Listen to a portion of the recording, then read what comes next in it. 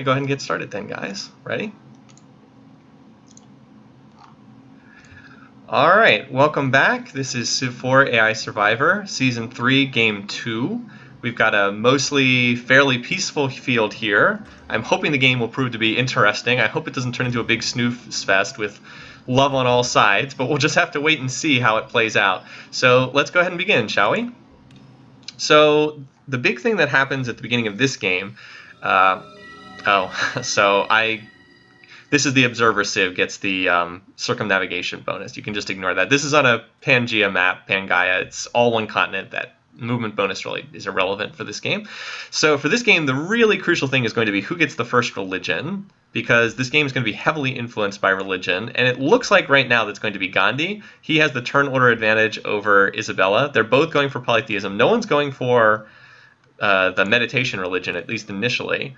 And right now they are both the same distance. Ahsoka is one turn behind, and no one else seems to be going for that yet. We also want to watch to see where their settlers are going too, so let's keep an eye on that. I'll put it on the domestics. So you see the little archer? That is where their settlers going. We're on deity difficulty. The AI gets 2 settlers to start the game. They found the initial one on the starting tile, and then the second one they move out on the field. So this is a bad sign for Churchill. He's sending his second settler up here. This is a really dumb place to send his settler.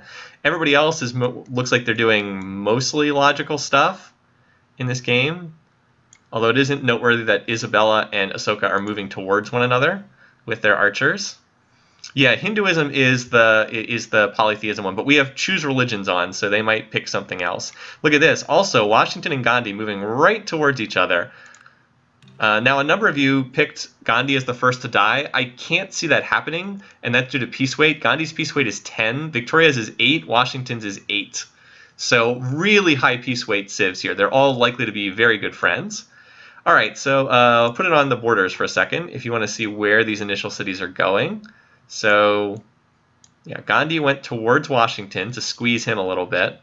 And the 2 religious leaders in the north both went after each other. And this is a pretty stupid place for Churchill to put a city. Let's see what the cities are. He did found on a stone resource on a hill. So that is the, and unfortunately, once again, it looks like I can't go into the city but to look. But that is the 3 hammer plants, the rare, highly coveted 3 hammer plant. Now the AI doesn't know how to take advantage of that, but just kind of an interesting little detail, right? You don't see that too often. In terms of resources, it's a fine city. It's stupid to be moving in that direction. Over here, this city doesn't really have anything in the way of food, but it is on a plains hill. Isabella's city is a lot stronger. It has a ton of food, not as much production though. And Gandhi has gone for a, let's see if Washington plants right here. Nope, he's probably going to found on that tile. So Gandhi went for the corn and the dreaded plains cow resources. Yeah, the AI always does this too, right? They go for a settler in their second city immediately. Well, I guess Ahsoka's not doing that, but they normally go for a settler in their second city. It's kind of weird. Victoria has claimed a logical spot. Victoria was kind of like a stealth candidate to win this game. I like the way she opened this one. J-Man went over to the coast. Somewhat bizarrely, the 2 leaders over here both chose not to go for the highly disputed region right in the middle. That's the AI at work. And Washington appears to be going for... Oh, he's still wandering.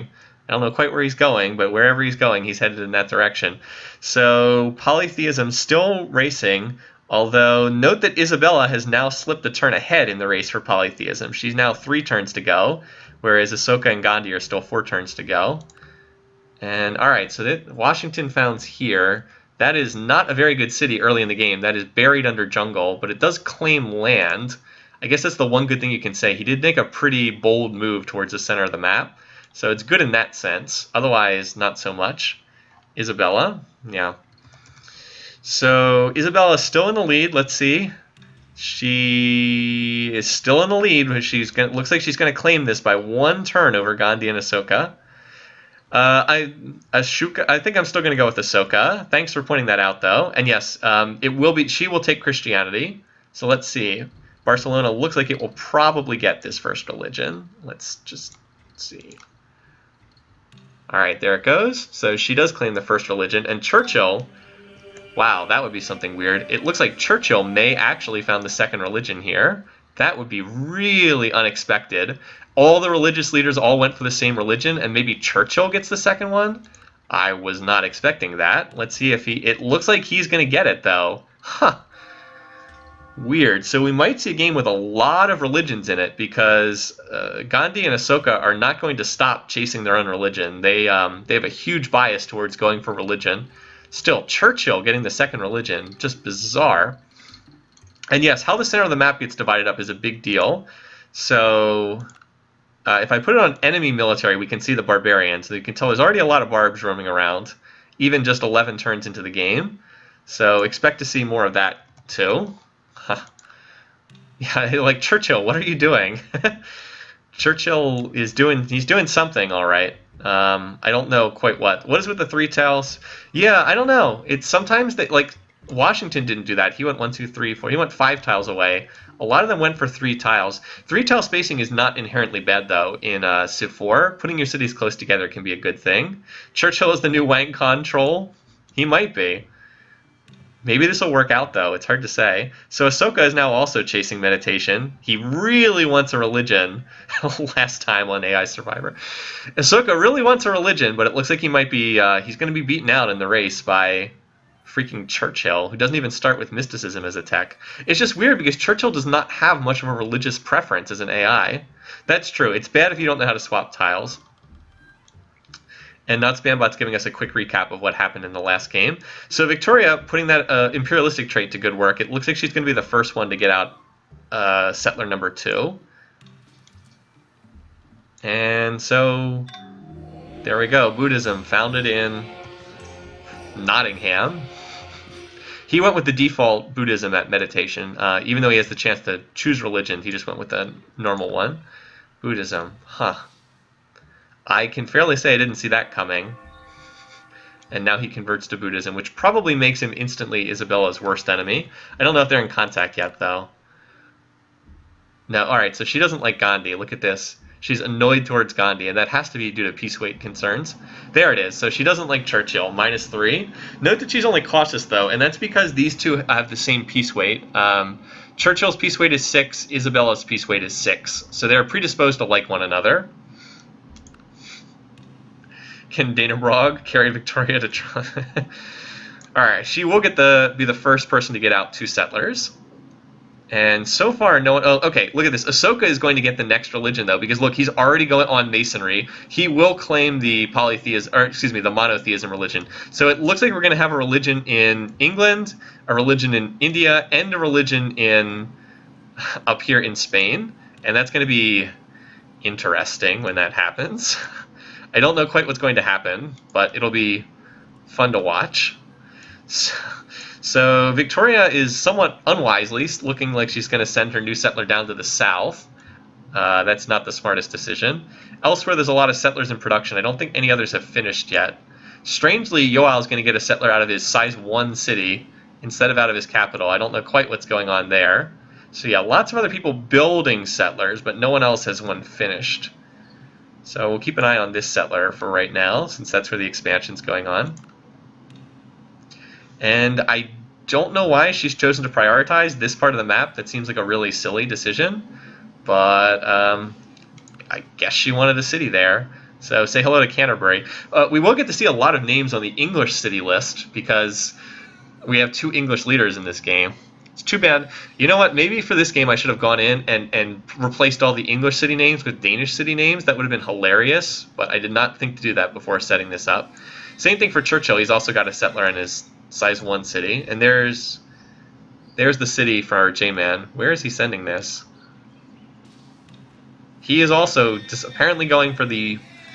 Doesn't want to go to the contested part of the map. He's just determined to go and grab this area down here, which is really weird. Gandhi at least is doing something smarter. He's sending his settler in this direction.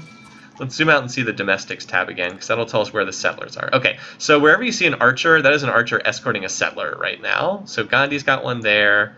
J-Man's got one there. There's a new one that just popped out. Ahsoka has one as well. All right, so everybody looks like they get their 3rd settler out right around the same time. Let's see what Ahsoka takes. You twit, what are you doing? All right. So the Indian leaders are somewhat smarter. Okay, so Ahsoka claims a nice city. Not only does this give him land right directly towards Churchill, it also has this gold resource, and it has double food resources, so you can actually use the gold resource. But it's also great because the AI really struggles badly with happiness, and so happiness resources are pretty key for them. You would think with all their advantages that the AI would not need, that like the happy resources wouldn't be that big a deal, but it actually does matter a lot. Like Gandhi, right now, does not have much in the way of happiness resources, and that could be an issue. But he'll have so he needs like a religion or something else to help him. Isabella potentially has double gem resources, which would be nice. But he did found a city there, and Gandhi founded here at Agra. Does have the wines, so Gandhi has expanded directly towards both of his neighbors. I was hesitant to pick him because he was squeezed for land, but he's doing well so far. And now let's see where Washington chooses to send. Washington's also looks like he's making doing a good job of claiming land here early on. There's J-Man's third city. Not a smart spot. Not very smart. Could have gotten this city much later. So he starts here, and yet he chooses to plant against the seacoast for no apparent reason. And we do have a Barb city already. Where's the Barb city? There it is. Okay, so that's kind of an interesting spot too.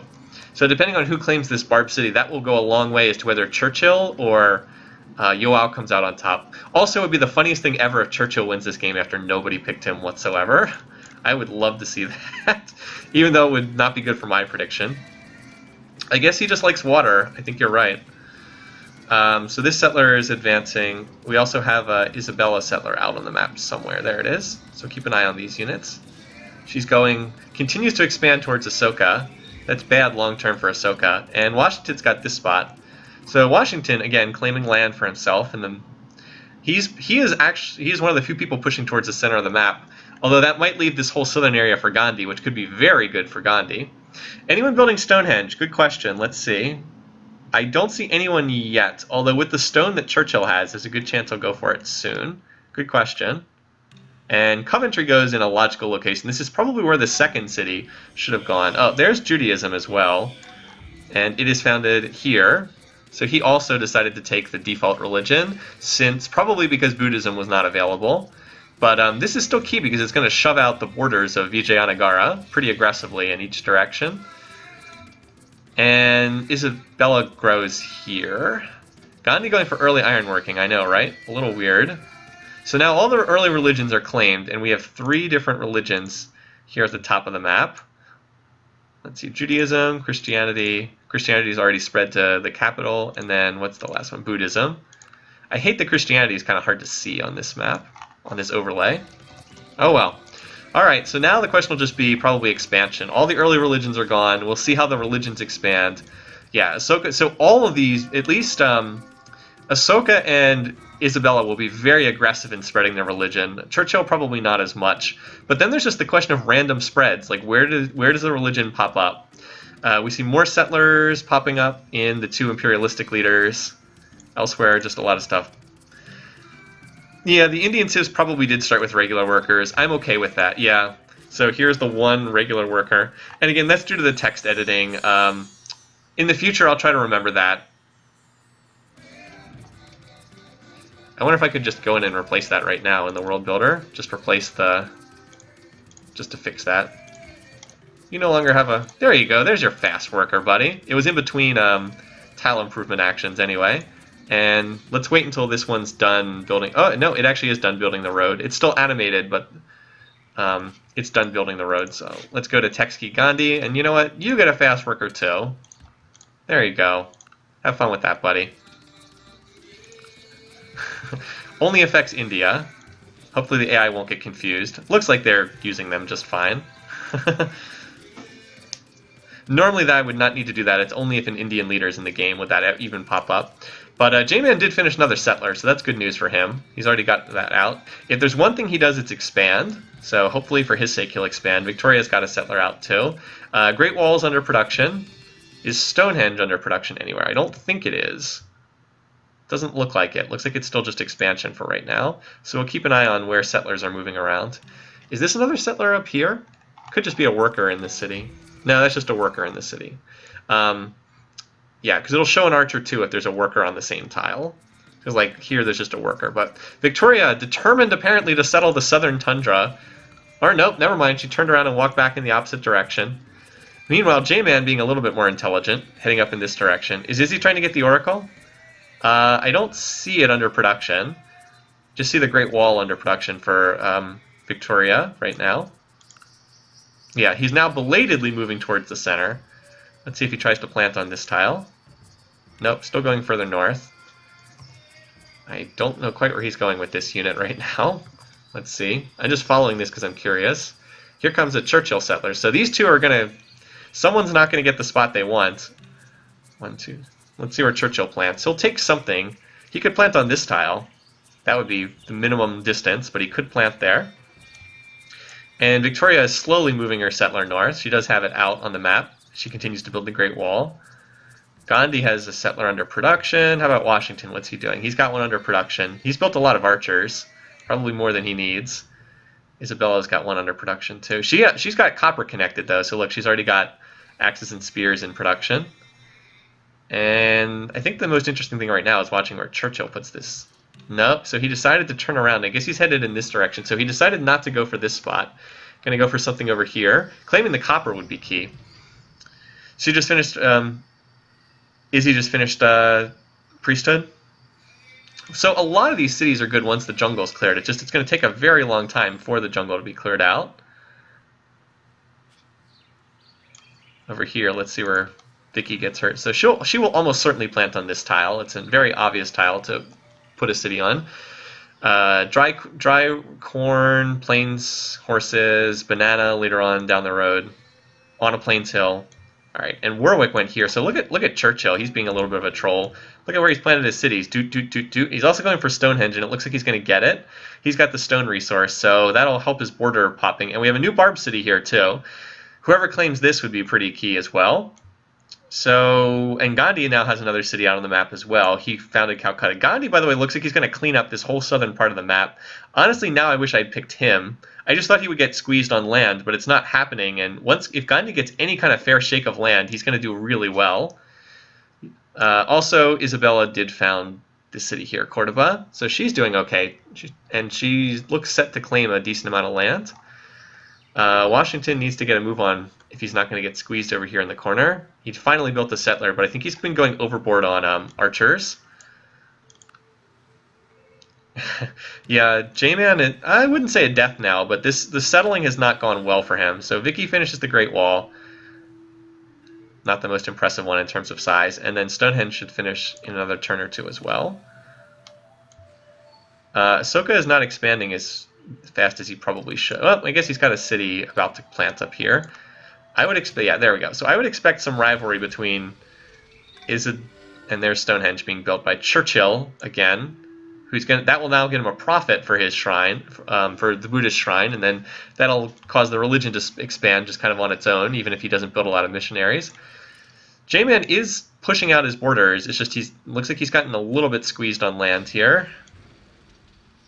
I wish I hadn't picked Washington because he's not doing very well. What is he doing here? Okay, I guess he really wanted those horses. Not the best place to put your fourth city, though. It claims like one tile. That was pretty stupid. Meanwhile, Gandhi's up to 5 cities. He's expanding well. He is getting more than his fair share of land. Much more than I thought here. Yeah, that's exactly right. Gandhi is really strong if he doesn't get attacked, and I don't think he's going to be attacked. I was thinking of picking him, but I ultimately decided not to go for it. He just needs not to get attacked. You need to reveal all tiles again. He's been worthless in the past. I didn't pick him to win. I picked him to finish in second, and that was purely on score points. Yeah, Vicky needs to make sure to build walls to protect against Gandhi. So anyway, there's the 5th city from J-Man as well. He's got like the star-shaped cross over here. Oh, and look at this. Gandhi apparently captured that Barb city in the middle of the map. That was how in the world did he do that? Huh. And it didn't even get auto-raised, amazingly. I'm surprised that happened. This one is still holding out. I guess he was in the right place at the right time. Yeah, looking good for Gandhi right now. If he can hold this city, if this doesn't draw him into some kind of war. Huh. People are like, what? How did that happen? I know. So Isabella got another city here. She's doing quite well for herself. She looks much stronger than Ahsoka right now at the top of the map. And we still have this like band of barbarian cities in the middle. And then Gandhi's got that one random city up there. Yeah, Gandhi's going to clean up pretty much all of this down here, and that's going to make him very strong. Yeah, odd start to this game, not the way I was expecting. This is good for... I assume it's good for Gandhi. It's always good to get more territory. It's possible it could be bad if it draws him into more conflict, but I would say it's probably good. I'm going to zoom out and do an overview because it's turn 50. And we can look at the bar graphs too. Alright, so here's where we stand 50 turns in. Kind of a weird opening. Victoria's in first on score. This early score can be a little bit misleading. I will say that Washington and Yoal do not look like they're off to very good starts. Ahsoka is not doing as well as I thought either. Meanwhile, Victoria's score is inflated by getting that wonder. I don't think her position is that great. She needs to continue getting more land. Isabella is looking good because she still has a lot of potential land to claim over here. Gandhi benefits from having a Barb City because he can pressure him to building more military. Yeah. Texki Gandhi for the win, indeed. He's looking sharp. I'd say Gandhi's in probably the best position right now, along with Isabella. So score is close, as you'd expect. In terms of GMP, Ahsoka and Churchill are at the top, but this early it's deceptive because it's heavily influenced by culture. Ahsoka's low on production. That's a bad sign for him. Everybody else is pretty close. Food... Washington and Victoria are low. Yeah, so this is a really bad sign for Washington to be trailing that badly in food this early. And in terms of power, J-Man and Isabella and Victoria are the highest. They're probably the only ones who have metal connected right now because the units that like swords and axes just count for so much more power than archers and warriors. So if you only have archers and warriors, your power bar graph just stays really low. Yeah, J-Man is not... I mean, like, no one is... Let's be honest, no one is totally out of it this early in the game. Like, it's very early. J-Man is going to... He's got another settler. He's going to toss down a city there. So he is claiming the land here, right? Churchill, like, is doing well, but his long-term position is just weird. Like, I'm not sure what to make of this position for Churchill. He's got the religion, but that could be bad. If no one else ever adopts his religion, that can just be a poison pill that causes everyone to hate him. He does have ivory, though, so he will have elephants down the road once they become available. All right, so let's see where the potential flare-ups are. So Ahsoka is not popular. He's the worst enemy of Churchill and Isabella. That's a bad sign for him. So Churchill's annoyed with him. Isabella's annoyed with him. Everybody else has no particular opinion. Over here, Isabella doesn't like Churchill either because they all have separate religions. She also dislikes Gandhi. There is a slight chance that this could turn into a game where Isabella gets really strong and just kills everyone because she hates everyone who doesn't follow her religion. I'm hoping that it goes the other way around and that she makes too many enemies, but Ahsoka having both of his neighbors unhappy with him is not a good sign for him long term. Yeah, Ahsoka's...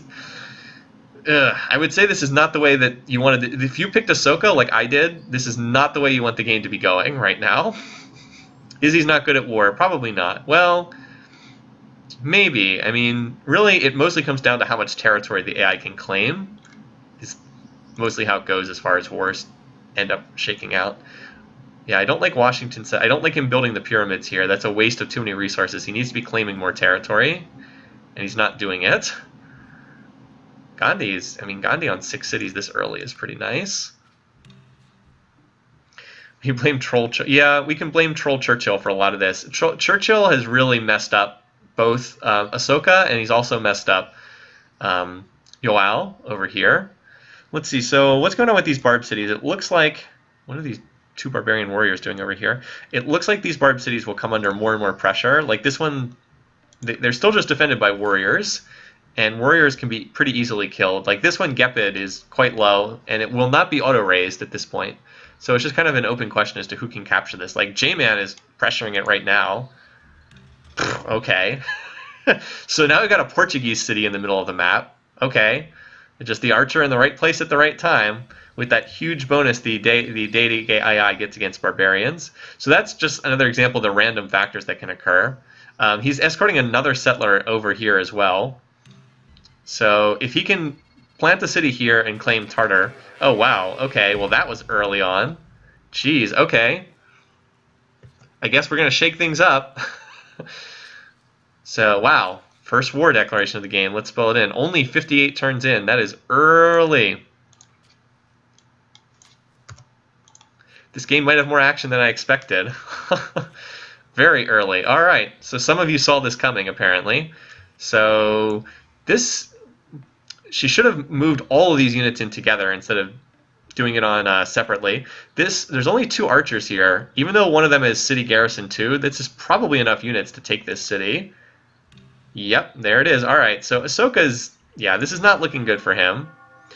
All right, Victoria has now picked up Ahsoka's religion, though, so that could be interesting. So that could mean a potential ally for Ahsoka if he's got Victoria on his same religion. Then there's also the question of who captures Gaul, which has only got 1 warrior defending it. If Ahsoka takes this, that would help him a lot. All right, so he did. So that will help Ahsoka markedly, grabbing in that city. So the middle of the map is just a total cluster, you know what? Just a mess down here. Gandhi is continuing to expand in the back down here. 1, 2, 3, 4, 5. Yeah, I guess he hasn't planted another city. He's got 7, including the one that's randomly up here. And Victoria did plant Liverpool. That city went over there. 1, 2, 3, 4, 5, 6. Yeah, so 7 cities now for J-Man. If he claims Tartar, which it looks like he will because no one else is pressuring this, he'll be in pretty good shape. So keep an eye on that. Meanwhile, let's go back to the war. I don't think Isabella can make any more progress. And yes, we'll sign open borders. Oh, you guys all just got raiding tech.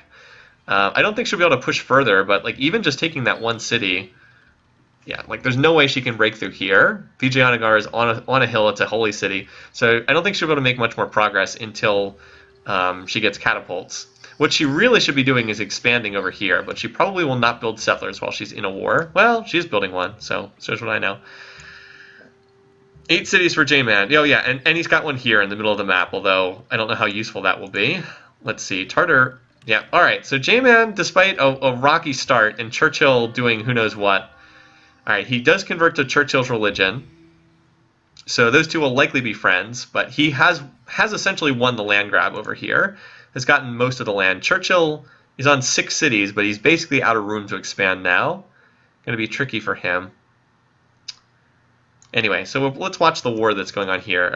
This is not going to work if Isabella tries to attack one of these cities. It could take Bangalore. That one's weakly held, but Delhi and Vijayanagar are pretty much impregnable at this point. Too strong.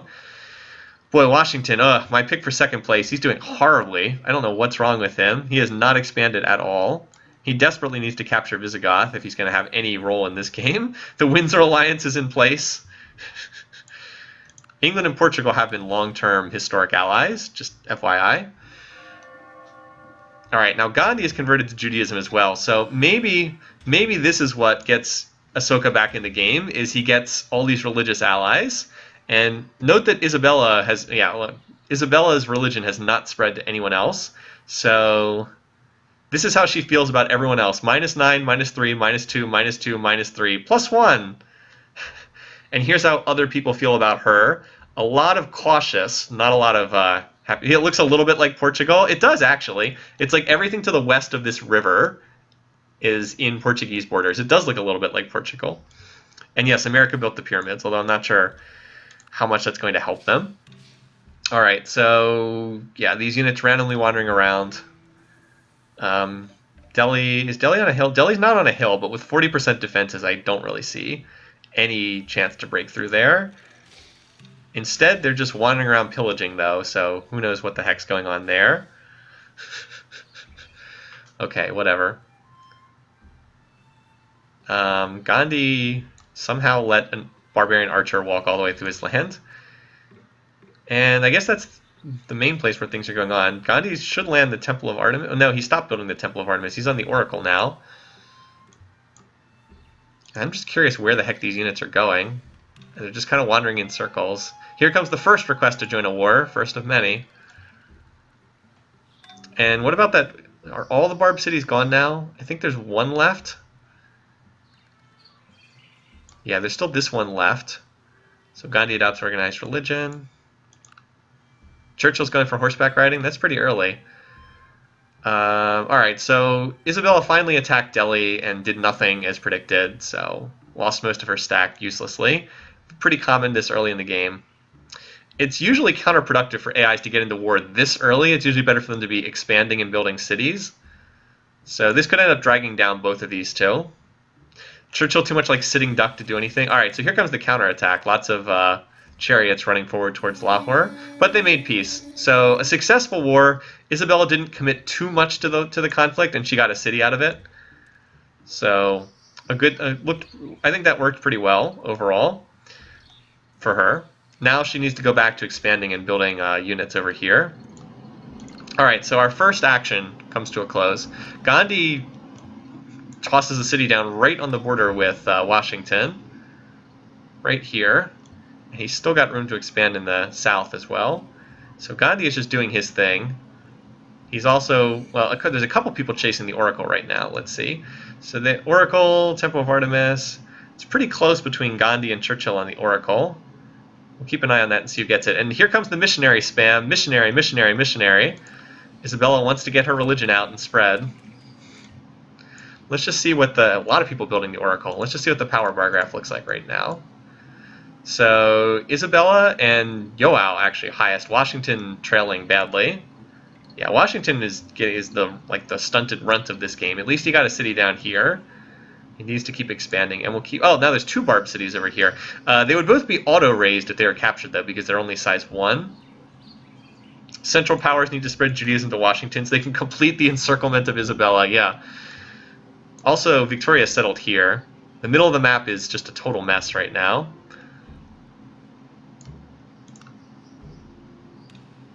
So Isabella does have a settler here. I think she'll end up getting most of this corner.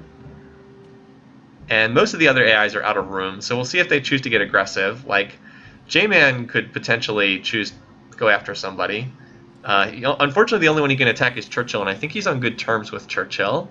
So here he is. Yeah, so he's pleased with Churchill. He will not declare war on Churchill. How about Churchill? They're pleased towards each other because of the shared religion, so they will not attack one another. Is there another Barb city down by Gandhi? I don't see one. If there was one, it was auto-raised. Good question, but I don't see one. Just barbarians. Norwich is a city. Yeah, Norwich is the city. So who actually got the Oracle? It looks like it was Churchill because his score shot up by a lot. No, India. Which India, though? Hold on, let's see. If we reveal the map again, we'll be able to see.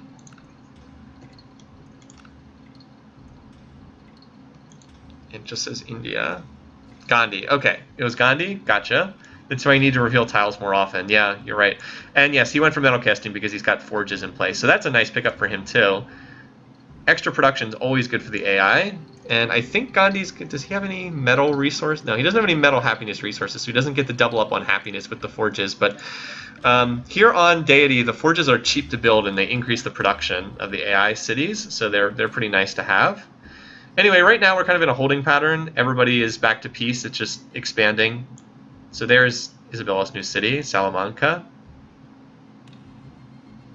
Here's Washington. He's got a little stack next to this settler. So Washington picks up Isabella's religion. That'll make them allies. That'll also make Washington the enemy of pretty much everyone else in the game, though. So let's look at our religious setup here, shall we? All right. So Christianity, Isabella and Washington practicing that. Judaism, what is this? It's the 3 middle civs, right? We've got the 2 Indias and Denmark, and then over in the west we've got Buddhism, which is the 2 western civs. Still the religions haven't spread that much yet, but so we've got like these 2, these 3, and these 2. It's like east, middle, west is the setup for religions right now. I wouldn't be surprised if Gandhi tries to claim his own religion, though. Someone's going to get that code of laws religion, and there's a pretty good chance that it might be Gandhi. Either that or the theology religion, and then that could shake things up by pulling Gandhi into a separate religious block. Is it too late to change my first to die vote to Washington? It is too late, unfortunately. Look at this Gandhi. He's got a Nice little stack here. If only Gandhi was willing to declare war on anyone. He almost never declares war under any circumstances. There, Isabella's got a little stack there. Just keeping an eye on what they're doing. Over here, Portugal's working on cutting down the jungle. Poor random scout got stuck there, probably when open borders ran out. Or not, or just exploring. Thought it might have gotten kicked out of open borders, but no. Alright, so Churchill gets a great profit, so he'll use that to build the Buddhist shrine between turns, so that message will pop up. Now, there it is. Or it would have been That's the Mahabharati, yeah. And Isabella's still pushing over here, so Churchill has monarchy tech now. That's the word I'm looking for. So 1, 2, 3, 4, 5, 6, 7, 8 cities for Spain. 1, 2, 3, 4, 5, 6, 7 for northern India. 1, 2, 3, 4, 5, 6, 7, 8 for Gandhi. 1, 2, 3, 4, 5, 6, 7, 8 for J-Man. 1, 2, 3, 4, 5, 6, 7. Wow, look at this kingdom that Churchill has. That is a bizarre looking kingdom. I wouldn't say that's very defensible. 1, 2, 3, 4, 5, 6 for Victoria. 1, 2, 3, 4, 5, 6 for Washington. And then these two barb cities still over here. Washington is a settler up here. I guess he's going to plant a city. Oh, I don't know what he's doing with this. It's 9 for... Oh, that's right, because J-Man's got this city in the middle of the map that's surrounded on all sides. I forgot about that. All right, so a truly bizarre location up here for Washington. I don't know what he's doing. Pretty odd, but yeah, Isabella is looking good. She continues to spread her religion. She'll have a shrine for it soon enough. She'll definitely emphasize the priest specialist and make sure she gets a shrine for Christianity, Church of the Nativity. Washington, yeah, Washington converted to, well, Christianity might be good for him. Like, it'll put him on good terms with Isabella, but it'll put him on bad terms with everyone else. So it could be a problem.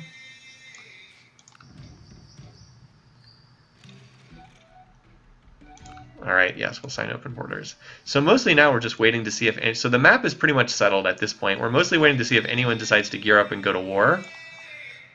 So let's see where the main flashpoints are, right? So anywhere you see the purple are potential flashpoints. So this is Isabella. She doesn't like Ahsoka or Gandhi. She also doesn't like Victoria. She's unhappy with all of them. Churchill and Gandhi also don't like each other either. That's kind of random. So mostly it involves Isabella. Like, it is possible that for these cautious wars, like, technically it's possible for Churchill to declare war on, like, Ahsoka or Washington, but that's really unlikely. It's probably going to be one of these, and almost all of them involve Isabella in some way. So Isabella is probably the one to watch. I would favor her chances in a 1v1 against most of these other leaders. All right. That I was not expecting. So J-Man chooses to kick it off with a war declaration on Victoria. That's going to be tricky to pull off, considering the logistics involved. That also might be suicidal, given this little city of Gepid here.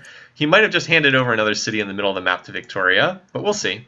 So that gives us our second war. Yeah, where did that come from? Well, it's probably religion, right? They have, like, they do not share the same religion. There's some border tension over here. So he does make the initial attack. This is city walls on a hill, so I do not think this will succeed. But we'll see what happens. No catapults yet. Still too early for that. He is researching construction. Like, I think the city will hold for the moment, but it's so isolated. It's going to be very... Like, it can't be reinforced. J-Man the Troll Man, indeed. So, they're both gathering forces. Hasn't actually been an attack yet. Also, somehow Churchill continues to lead the game in score. I'm not sure how that's happening. I think it's because of his wonders and his expanded borders. Are we going to see a big attack here at Newcastle? All right, so that turn... Did J-Man send in the attack? No. I think he attacked with some of his units and not others. Needless to say, it's not working. We have our first great scientist of the game. Yeah, this city is still not pressured yet. They're just clashing around Newcastle at the moment. And note that Gandhi has now taken the score lead. Gandhi has settled another city in the southern tundra. I expect Gandhi to stay in the score lead for quite a while. He still has more territory to grab down here, and he will over time. And now he's just going to do his cultural thing and just go nuts building stuff everywhere. Gandhi's pretty safe from aggression too, because Victoria and Washington are, well, Washington might due to the different religion, but Victoria with shared religion will never ever declare war on him. It's just not going to happen. I really wish I'd picked Gandhi to win now. I think he's the clear favorite. It's either, I think right now it's between Gandhi or Isabella, depending on what happens with Isabella. But like the two of them have put themselves in really strong positions. I don't see Ahsoka winning this, but hey, maybe he can sneak out a cultural victory or something. You never know.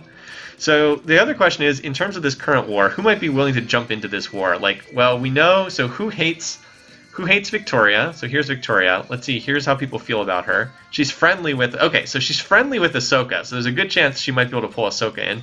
She's pleased with Gandhi, that could happen. Isabella hates her though, so maybe Isabella could jump in. And then J-Man, let's see how other people feel about J-Man. So Ahsoka's cautious. Yeah, Ahsoka is a likely candidate to jump in. Gandhi's also a likely target. Actually, nobody really likes J-Man except for Churchill. The only ones who seems to like him. But so far, yeah, nothing really happened in this war yet. I guess it was a great general. And this city's getting low. See if Victoria makes a more serious effort at it. It is down to just one unit defending. Gandhi just picked up a great engineer. And Isabella completes a great lighthouse just before Churchill can do it. Wow, look at that. Look how close that was. One turn there. One turn away. Vicky builds the Temple of Artemis, which is not a very useful wonder. So Isabella doesn't have a lot of units on the coast, but she has, or units, a lot of cities. She has 1, 2, 3, 4. Yeah, 4's enough to be worth building. Gives her a lot of those extra trade routes. Along with this city, which will probably flip to Spain at some point. I expect it to be under a lot of cultural pressure.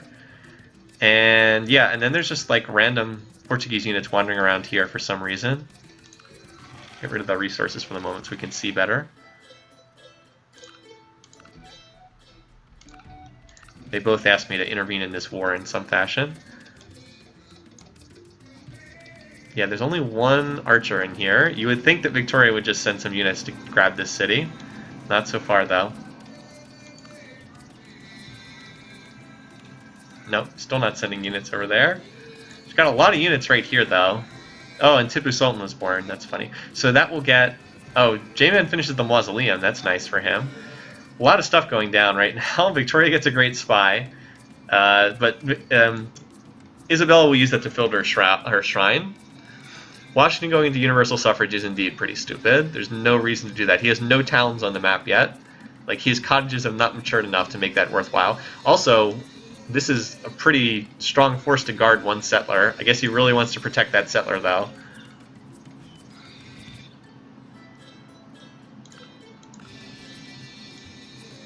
And somehow this city is still sitting there, not being attacked. I don't understand it either. Just out of curiosity, what are we looking at in terms of power right now? So J-Man is tops by a good margin. Washington is last. He's even below Gandhi, which is just sad. It is an early and the mausoleum was an early mausoleum and a nice pickup there. So I think J-Man's now going for Norwich. There's Isabella's shrine. No surprise. I think he's going for Norwich, but there's no way this city's going to fall either. There's too many units, and even if he did take it, he could never hold it. The supply lines are way too long, as all these Portuguese units filter through northern English territory, or real England territory.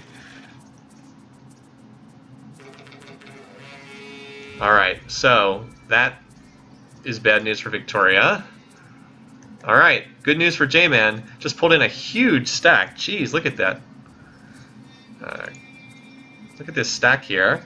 A lot of horse archers. So this is a city... Alright, well, this city is on a hill, does have walls, and there are 2 spears in here. So this might be a slaughter of horse archers. And oh, we need to upload the war declaration count too. So... English Civil War, War of the Roses, right? Oh my, the Western Alliance is going to war. We'll see. It's obviously not good news for Victoria, but alright, I was going to say she might be able to hold this because of all the spears, but apparently not. Looks like a lot of the horse archers were all flanking too. And it looks like a lot of them were able to retreat on their, like, succeed on their flanking rolls. So Churchill doing stuff. Also, his cities are really big. 13, 10. He must have a lot of happiness resources. Let me check that real quick. No, he doesn't, actually. Huh. Somehow he just grew really large cities. For this early in the game, you don't see cities at like size 13 very often. I guess it's because he wasn't building settlers. Well, anyway, so this war is not going how we expected. That city Gepid is somehow still sitting there, uncaptured, while Newcastle is the one that ends up falling. Well, Gandhi. So all right. So here's yeah. Churchill might actually have a chance. It's true. So here's something that's could be another major break in the game. So Gandhi is on Code of Laws, and that will give him his own religion when he founds it, which would mean that he would then, if he spreads that around and converts, he would then be a different religion from everyone else in the game, and that could be very dangerous for Gandhi down the road. He is leading the game in terms of score by a small amount, so that could cause some weird stuff. Yeah, Gepid just finished Walls, it's true.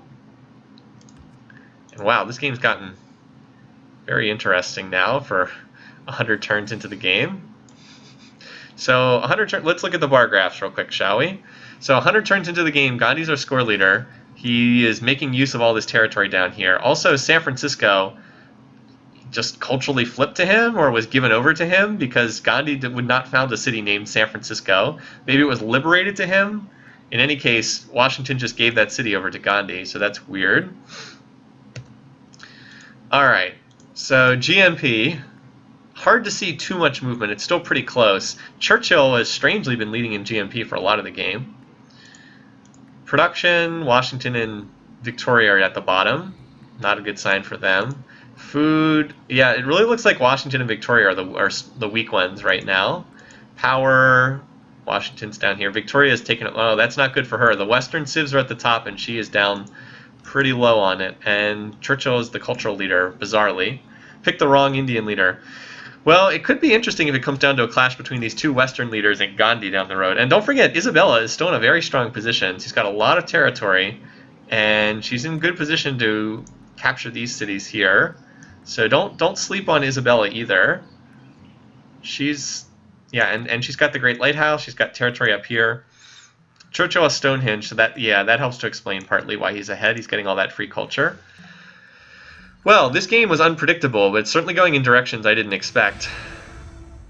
Tex key leader Gandhi the Glorious. He's apparently most advanced right now. All right, Ahsoka, I don't know if that was a smart decision. And so yes, Gandhi found Hinduism. Let's add the counter. This could be a bad, this might backfire for, also so much for this being a peaceful game. This has been a violent game. We're going to go way over my prediction on number of wars. I only picked 8. We're already at 4 and we've only played 100 turns.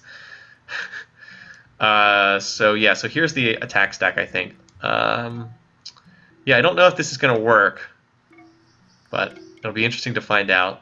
Where are the armies on this southern war? You get a war, and you get a war. It's true. Meanwhile, Gandhi just does his thing. Yeah, this city is not going to fall. It just got attacked and didn't do anything. Meanwhile, over here... oh, wow, okay. Didn't see that coming. Okay, so far from Gepid being captured, it's actually this city that gets taken, and then Victoria signed peace. So that gets her out of this war. Now it's just her against Churchill. So that helps her in that sense, but yeah, she's down to just 4 cities. This is looking pretty bad for Denmark. Let me reveal the map again, otherwise I don't think I even would have noticed that city got taken. Huh. Yeah, Gepid as a neighbor. We've got East Portugal is slowly starting to form up over here. Apparently currency is a popular choice on research right now too. So yeah, they're clashing over here. I don't think that either Ahsoka or Isabella have construction, though, so I don't see any catapults, which means they're unlikely to have any cities taken. Over here, though, Churchill's got a lot of units. It can be it can be a little hard to tell which ones are Churchill and which ones are Victoria with those reverse flags, but they seem to be clashing over Newcastle. Maybe Victoria can take this back. She's certainly sending enough units after it. No, it looks like she attacked and it didn't work. And Churchill just finished the Hanging Gardens too. Geez, he is still the score leader. It's close with Gandhi, but for now he's the score leader. You can't even tell this is a captured city because it was England capturing it from India. You're going to realize Brazil soon. We're going to release Brazil soon. Washington is quietly looks like he's going to clean up some of these cities, although actually it could be Washington or Isabella who gets this. There's only 2 archers left. Alright, so Washington ends up getting it in the dumb luck of who does the capturing. So that's helping Washington a little bit. He's like slowly claiming some more cities here, but he's still in a weak position. Not as weak as Victoria though. She is definitely the runt of the game right now. And Isabella's going for another religion too. She will bury that religion though, so that one won't end up affecting anything. We'll have to see how fast Gandhi spreads his Hinduism around. I suspect that he will eventually. It's just going to take a while. He already spread it back to his capital. He's building courthouses everywhere right now. Oh, that's interesting. Yeah, you guys picked up on this. J-Man just swapped to Asoka's religion, so that's new. So now he no longer shares the same religion with Churchill. Let's see how they... Yeah, so now they're down to cautious, whereas before they were pleased with one another. Getting trimmed down a little bit. So we do have what do we have? 2 ongoing wars right now. Look at this. Asoka frantically building Jewish missionaries in the middle of a hot war with Isabella. I don't see either of them, and he just finished his shrine. I don't see either of them taking cities in this war, though. Just too much culture on each side. They really need catapults to break through. So unlikely to affect much change there. We're more likely to see cities captured over here between Churchill and poor Victoria, largely because Victoria is just so weak. I don't think Churchill has construction yet. I don't think he has catapults. Theology will unlock Apostolic Palace. That's a good point. Virgilo, you're correct. So that means she will be the favorite to build the Apostolic Palace, and then that could cause some ridiculous shenanigans down the road. It's like, meanwhile, Gandhi just does his thing. He's going to build all the wonders. He's got Chichen Itza under construction. So yeah, she founds Confucianism. She will spread that around in her cities, but mostly focus on her own religion. And there's still 1 Barb city hanging out. On a hill though, so it won't fall quickly. Churchill is probably the one to watch right now. He has a lot more power than Victoria. If we look at the power bar graph. Yeah, Churchill's here, Victoria's here. Whereas the other war, they're both right here. Not much of a difference. So Victoria is the one who's in the most trouble right now. Like this stack's coming in here. Hastings does have walls. So, yeah, religious war needs missionaries. I guess you're right. Probably not enough units. Well, that is a lot of horse archers. If those horse archers get retreats, so there's only 1 spear. Maybe can take Hastings, perhaps. Over here, there's some. Oh, so Asoka, never mind, Asoka does have catapults. I didn't think he did. So maybe he can take this city. We shall see. He's bombarding down the defenses. A lot of units moving around. That city took some... Well, that attack went in, but it doesn't look like it killed that many units. It looks like it didn't go very well for Churchill. And then there's just randomly... Gandhi's fast workers up here. So I'll keep an eye on this. There is a decent force up here. I wonder where Isabella put her units. She doesn't seem to have them concentrated as well. Oh, also J-Man's going to get this Barb City. Look at this. He moved all these units. He moved his entire army over to this side of the map to kill this Barb City. So he's got like the most random collection of colonies. Now there's yet another Portuguese city over here.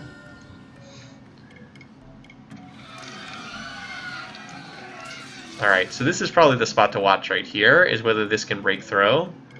Looks like some units already attacked. But I don't think there's quite enough to take Lahore. Enough to produce a great general, but I don't think enough to break through. Check the culture for that Gandhi city. Which Gandhi city are we looking at? If you can tell me which one. Remember, I can't zoom into the actual cities. J-Man, truly the greatest troll. He is doing weird stuff in this game. So for the moment, it looks like the wars are not making much progress, the two that are going on.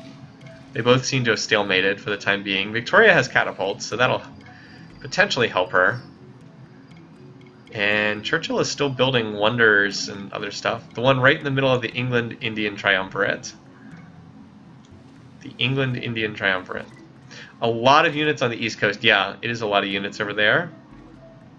The lone one near Churchill and Ahsoka. Okay, this city here. Well, again, I can't actually check how much culture it has. Bantu. Maybe it'll show up on the... it doesn't. It has less than 300, I can tell you that. The sun will never set on the Portuguese Empire. It's true.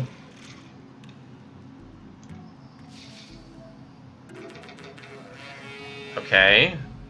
That was interesting. So Washington declares war on Gandhi. That's purely due to religious issues.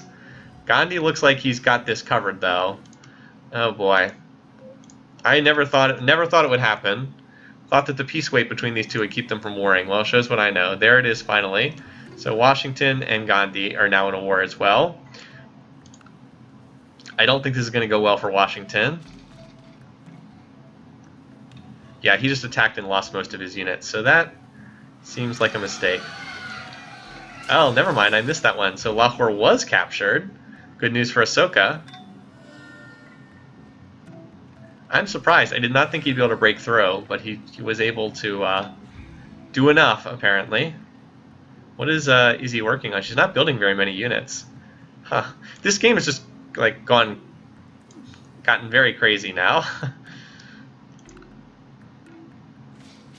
Yeah, so Washington's attack has already failed, and now Gandhi will finally start doing his thing.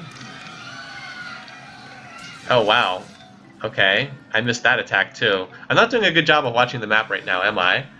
I don't know how... I'm not sure how well Churchill's going to be able to hold this city, but he did take it, so that's not good for... It's a bad sign for Victoria. I would say she's pretty clearly the favorite for first to die right now. Liberated. Okay, liberated. Yeah, Isabel's building Chichen Itza. It looks like that's what she... Looks like she stopped building units to build a whole bunch of wonders. So Lahore has been recaptured. It was originally an Indian city, of course. As those two continue to struggle.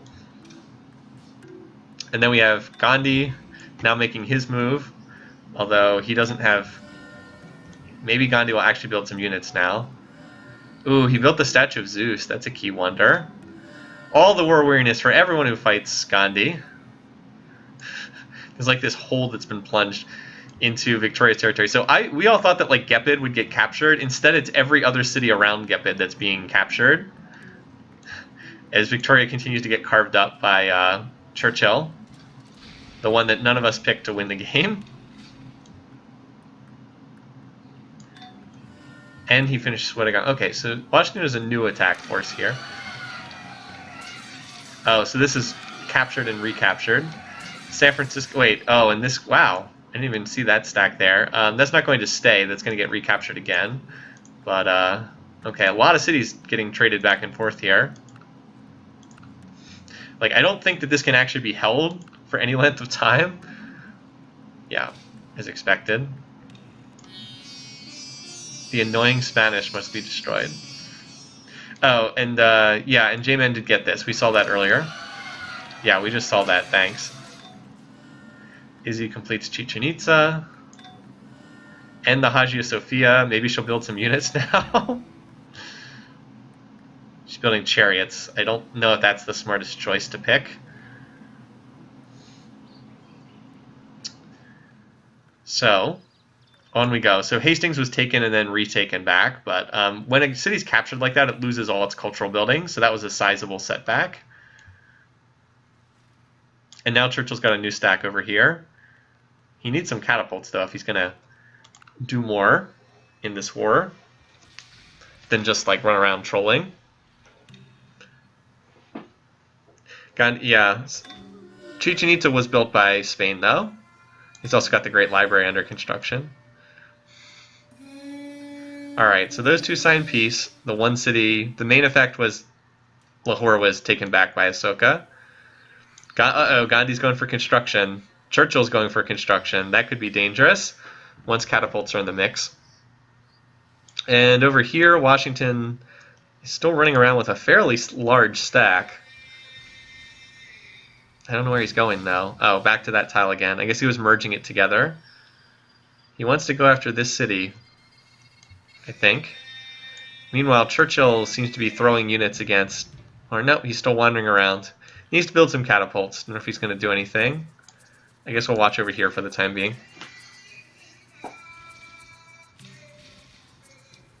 Let's see. Alright, so that attack didn't really work. This game is very evenly split right now. I guess I should make that clear. We have some trailing civs. Victoria and Washington are in pretty bad shape, but other than that, it's very close between Gandhi, J-Man, Isabella, and Churchill. All of them still have legit chances to win this. Like, it's still quite close. A lot of units moving around. Oh, I'm surprised he didn't ask for open borders there sooner. There's our borders down there in the tundra, or in the ice, I guess I should say. It's just going to be tricky for Victoria because she only has 4 cities. It's just hard when you only have a very limited number of cities. So war elephants are coming out now. That's probably bad news. Making use of that ivory over there. I was worried about a potentially boring game. It has not been boring at all.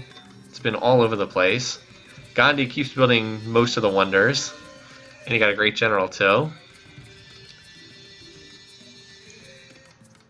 Yeah, there's some pretty heavy fighting over this city. Ahmedabad seems to be where... We also get a lot of the Indian city names too, of course, because we have 2 Indian leaders in the game. So these guys are at peace. Yeah, right now it seems to be fairly quiet on the Churchill versus Victoria front. The English Civil War. I guess Churchill's got another stack coming in here. But he's still neglected to build any catapults to send with it. So he's going to struggle to break through until he gets more of them. Over here, it looks like Washington lost that struggle, which is not surprising because Washington has fewer cities. No, Chichen Itza Chicken Pizza was built by Spain. You can always tell because the percentages end in 5s for the defenses instead of ending in a 0. Alright, here comes the March of the Pachyderms. And meanwhile, Victoria is sending in her own counter stack out.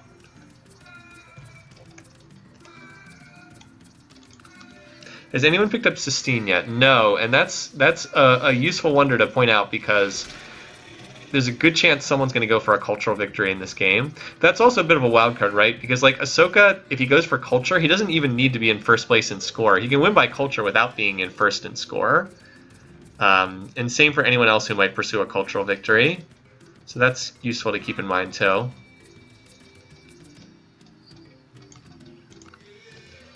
English elephants versus English elephants, a classic matchup, right? So Victoria has ivory as well.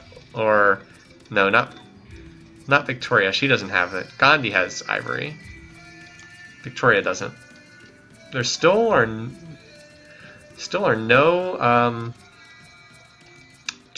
catapults in this stack. There's a lot of units, but no catapults. I wonder if Hastings is going to fall here. Well, it didn't even get attacked, so I guess not. Just moved south. Stack is like randomly wandering around. How about Gandhi? Is he attacking anywhere? No, seems to have quieted down between Gandhi and Washington as well. Like over here, they're fighting really heavily. Let's get a quick power check. So J-Man is now tops. Gandhi has increased his power, yes. So Gandhi and Churchill are way ahead in their respective wars, and J-Man is lurking with a lot of power. All wars in Civ are 100 years wars. It's true. Usually better to think of it in terms of turns than in the number of years. Okay, so now Gandhi's making his move. Here. Alright, yes, we'll sign open borders to get you to shut up. Oh, and it looks like he just got that city. So they made peace, and in exchange, Gandhi picked up this city in the peace deal.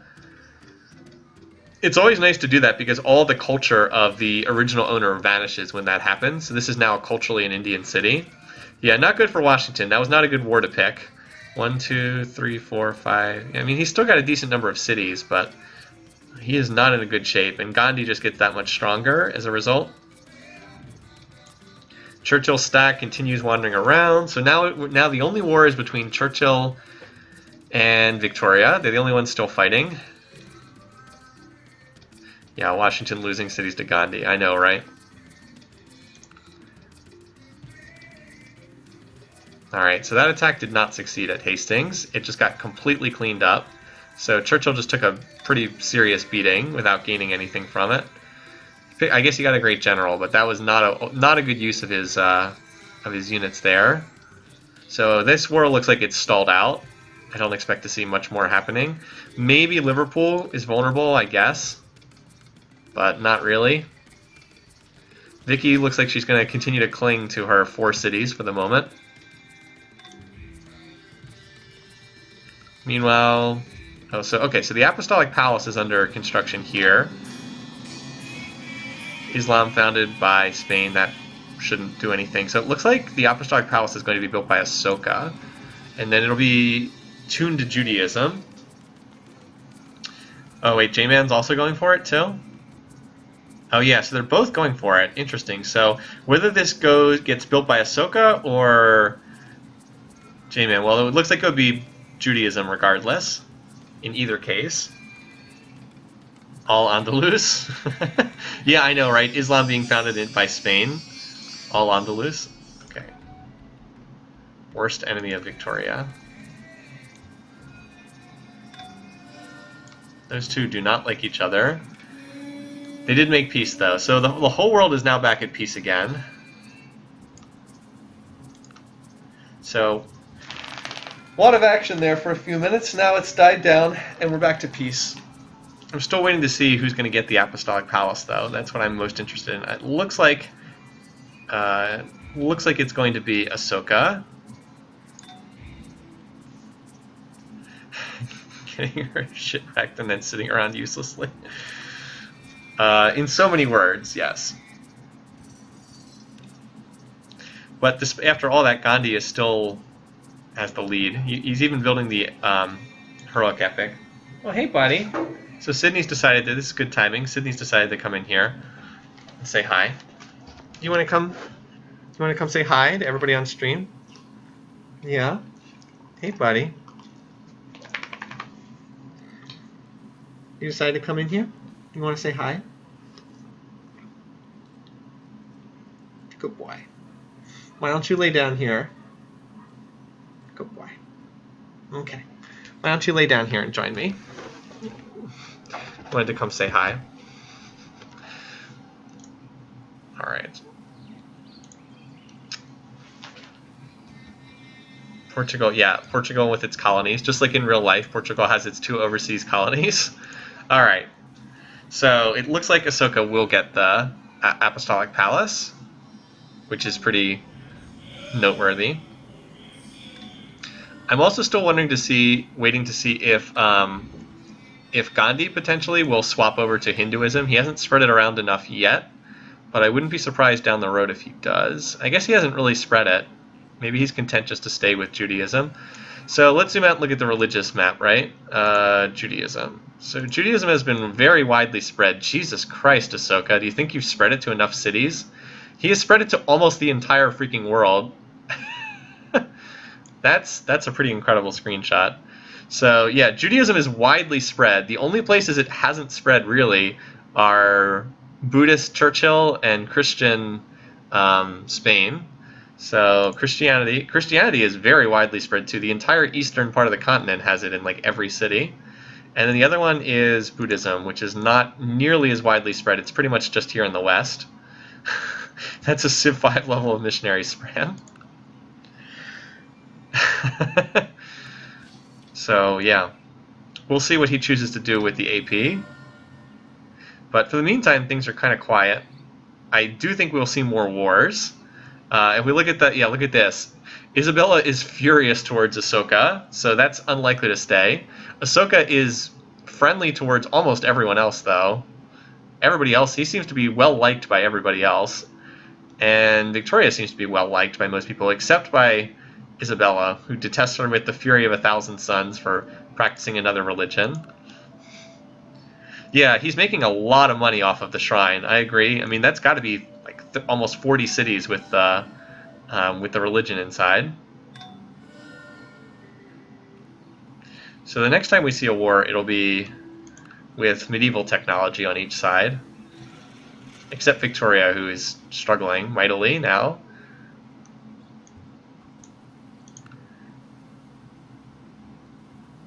It's still very close in this game amongst like the top. Gandhi seems to have gotten a little bit of a separation from the others at the top of the scoreboard, but like second place is very tight. And then even Ahsoka and Churchill are not far back. Really just Victoria and Washington that have fallen behind. Victoria in particular because she's stuck on 4 cities.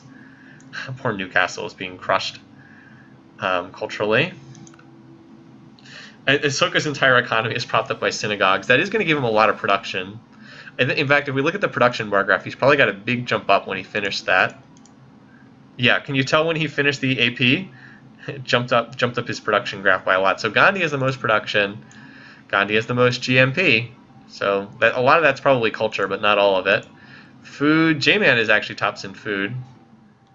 Look at Victoria, she is in bad shape there. And power, wow, Gandhi's second in power. You don't see that often. So J-Man might be the most willing to go to war right now, judging by power. Let's see, he will only declare war on Washington. He won't declare war at pleased, so he's friendly or pleased with everyone else, including, oddly, Victoria, who he declared war on, but they have shared brothers and sisters in the faith and shared civics. Meanwhile, Churchill, look at this. Churchill is not, well, Churchill doesn't like anyone because he has his own religion right now. Weird. Religious economy can absolutely be strong. So Gandhi also got the Sistine Chapel. If he decides to go for a cultural victory, that will help him significantly. And there's a good chance he will try to go for a cultural victory, because Gandhi is one of the most likely leaders in the game to pursue a cultural victory. He might even just luck into it by accident if he's running a ton of specialists with the Sistine Chapel. He also just finished his shrine, so that's his domestic religion. And he's building research in most cities, so he's probably looking to just tech hard right now. Meanwhile, a lot of other people on civil service, divine right, Notre Dame, that actually is pretty helpful too because the AI struggles so much with happiness.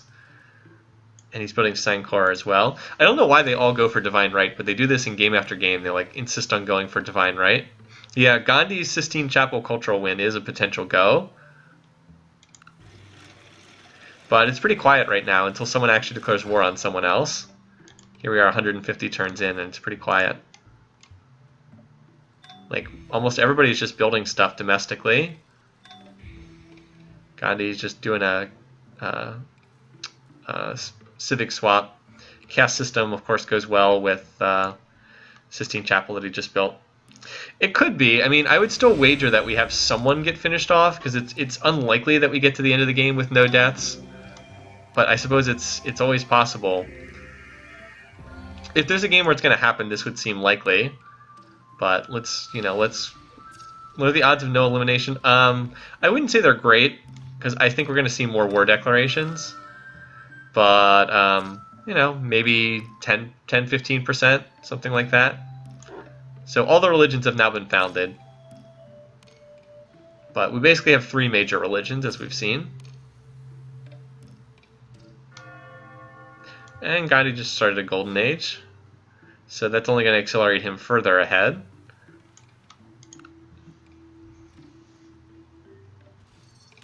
So as usual, lots of units running around. But no one actually fighting right now on this checkerboard map. I'm looking to see if I spot anyone who looks like they're about to start a war. I don't see this. Yeah, the last game Gandhi dominated did see a death. Last year he finally got tired of Gilgamesh and just decided to intervene in a war and attack Gilgamesh. Oh, Vicky decided to cram in another city here on the coast, so I guess she's up to 5 now technically. Although that one that she crammed in there is not a very strong city. Still, this could be a fast game. I mean, if there's not a lot of wars, we just go through the turns pretty quickly, just watching everybody build stuff. Maybe my prediction for low wars will turn out to be correct anyway. That game was a lot like this one, I agree. Should have known that Gandhi would do well if he didn't get attacked. He's even crammed in another city here on the southern coast. He'll probably put one over here too, just to grab those furs, because why not? I don't know why he built a fort to connect the marble instead of just a quarry. No city can work the tile, so it doesn't really matter, but it's a little bit odd. Yeah, I mean, it's not unusual for the AI to have units in someone else's territory. They do that. Like, they put, when they're just walking around, they do that. Spiral Minaret. Okay, so Ahsoka also finished Sankor with his gazillion religious buildings. That's a nice pickup. And it looks like he's going to get Spiral Minaret as well. So, yeah, he just whipped it to completion. So he has all of the religious trio, right? He's got Apostolic Palace, Sankor, and Spiral Minaret. So he's got the super temples, and he's spiritual, so they're very cheap. He is not going to want to research scientific method and obsolete his monasteries. Definitely doesn't want to do that. Yeah, so his religion is doing a lot. So Isabella is still the worst enemy of Ahsoka. And apparently, oh yeah, I was gonna say he founded another city, but that's right. J-Man captured Norwich in the last war. One thing that's happened, though, in this long interval of peace is that Victoria started to fall really far behind in tech, and Washington almost as much so, which means that if there is a future war, they won't be fighting at the same tech level. They'll be fighting with outdated units, and it'll be much more difficult for them to hold off attackers.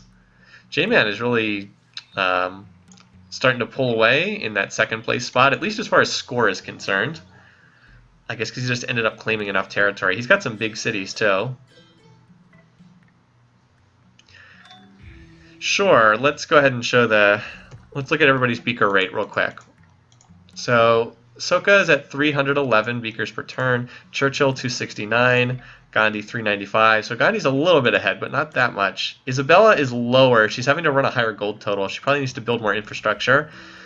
Yoel is at 277, and that's only 40%, so that's a really good sign for him. He has a lot more headroom to go upwards. Victoria, 196. She's doing better than I thought there.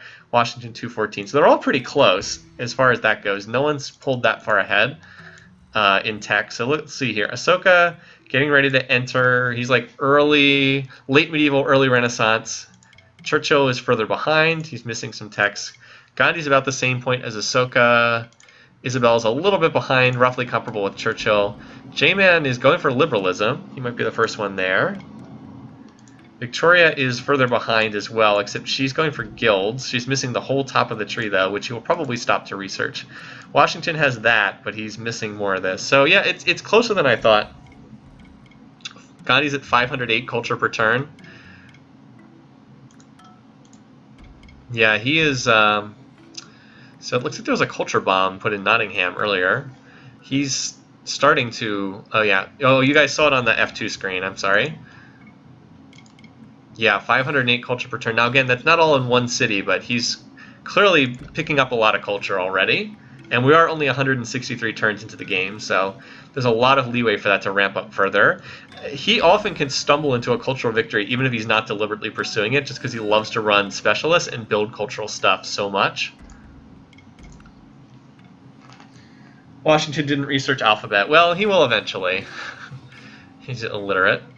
Technically, you can, and Gandhi builds another wonder. He's going for Taj, which he'll probably get and trigger another golden age. Technically, you don't need to have an alphabet to be literate. Like, Chinese is a language that doesn't have an alphabet. That's why writing comes before alphabet in this game. A lot of people are like, well, why wouldn't alphabet come before writing? But you can actually have writing without having an alphabet. Yeah, a lot of peaceful building right now. All right, so there's the key diplomatic little shakeup. Gandhi finally did what we were mentioning earlier. He finally converted to his own religion. The AI always has a preference for their own self-founded religion. And that means he's no longer in this big block of Jewish civs. So that will, yeah, okay. So Isabella does not like anyone. Look at this. Furious, annoyed, annoyed, annoyed, annoyed. And she's pleased with Washington because he has the same religion. I really can't see this lasting too long without something breaking out there. Look at this. Gandhi's annoyed with Churchill and annoyed with Isabella and cautious with Washington, you know, since they fought that war and everything. And now Gandhi, here's how people feel about him, right? So Ahsoka still likes him. Churchill now is annoyed. Isabella is still annoyed, and he's on good terms with Yoao and Victoria. Not on great terms with Washington. You can do a lot of good stuff with Sistine. It's great for cultural victories. Alright, apparently everyone wants to trade the world map. But this does make Gandhi much more likely to find himself in a war, the fact that he swapped to his own religion.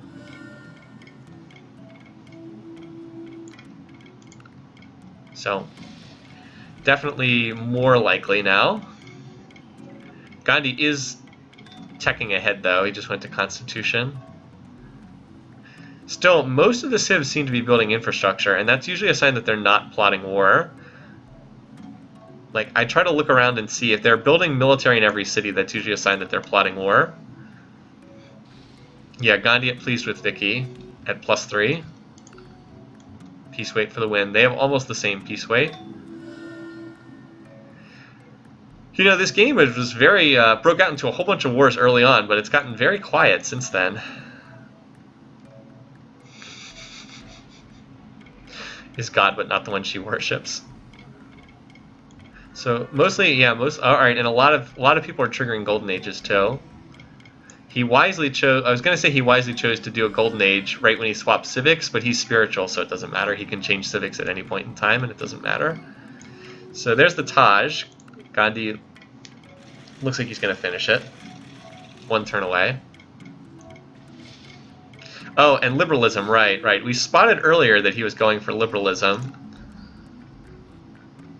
And it looks like he's going to get it because no one else is really racing for this. J-Man is now building units in every city, so perhaps he's plotting war. So Gandhi finished the Taj Mahal. There it goes. Gandhi's on his way to democracy and Statue of Liberty, which would be quite good. Izzy finishes her minority shrine, or shrine for a minority religion. But J-Man might be plotting. Well, never mind. He just went back. So he just slingshotted astronomy, which makes sense given his, with liberalism, given his naval focus. That makes total sense that he'd go for that. And now he's stopping units to build observatories, so it looks like he's not plotting war. Gandhi's building research in every city, so he's not plotting war. Similar stuff there. Yeah, I don't see anyone who currently looks like they're gearing up for war. Now, I might be fooled. I could just be missing something. But I don't see it. Gandhi is Churchill's worst enemy, though, so that's kind of interesting. Was the Taj built in Agra? That is where it is located in real life. I don't know if that's the city where he built it. So yeah, we're just kind of burning through these turns pretty quickly here until something happens. I see a lot of units running around. I don't know if any of them charged across the border, though. Why did they give liberalism such an ominous... Well, it's not liberalism specifically. That's just like... It's just kind of like the notification that pops up when another leader gets something, but I agree, it is kind of ominous. There's a ship in the top left ocean. Yep, one of those carracks that Portugal has. First unit that can traverse ocean tiles. If you want a closer look real quick. Using flying camera mode, so there you go. At least we're not going to see 10,000 destroyers in this game. Statue of Liberty with Sistine is really nice, and I agree that's going to make it likely that Hill will be the favorite for the cultural victory, even if he's not deliberately intending for it, and like all these universities too. Still, it's not impossible that someone else could still win, or that we could have a spaceship victory, or domination looks less likely now. Geez, he's already got the Statue of Liberty down to 10 turns. It must be nice to play on deity with those cost advantages. So he will definitely get that.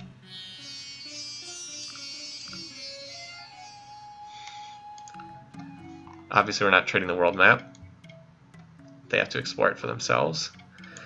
So yeah, quiet game. Quiet game. Hoping somebody will recklessly decide to shake things up. Churchill might be plotting a war. Alright, Churchill's back to all military, so perhaps he's plotting something. Yeah, he's building all knights, so maybe he's going after somebody. Who would he go after if he chose to attack? Let's see, who does he dislike? Looks like Gandhi, which would be interesting to watch. He's going after somebody. It would make much more sense if he went after Victoria again, but who knows? Well, he just picked up gunpowder. he has gunpowder and he has military tradition because he just went over to Cuirassier, and that, yeah, Cuirassier would easily allow him to run over Victoria, who is still stuck in the medieval period. So that would be super nice. Yeah, Izzy adopted serfdom. It's kind of a real random choice. But she did. I guess she wants serfdom.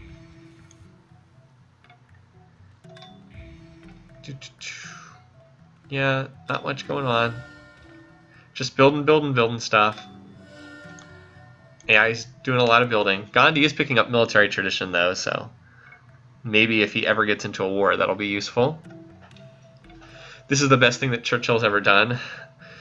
I mean, don't count your horses too fast. He just went back over to peaceful builds, so he may have changed his mind again.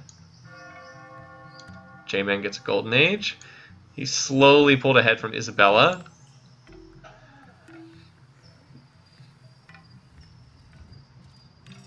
This is a fairly long time to go without any conflicts breaking out. More shrines getting finished, shrines of minority religions. Now, Gandhi just went into Emancipation, also known as the screw everybody else in the game civic. Kind of a random choice is a diplomatic way of saying serfdom is laughably terrible. Serfdom is actually very useful if you do a late era start and you need to improve a lot of tiles in a hurry. So if you ever do a multiplayer game with like an industrial start or a Renaissance start, it becomes a really useful civic. In the standard game, though, usually it's not that helpful, just because it's better to be running another civic. I'm surprised Isabella has not been more aggressive too. Like, she hates pretty much everyone in the game, but she hasn't been declaring war for whatever reason. Just been content to like hang out and not do anything.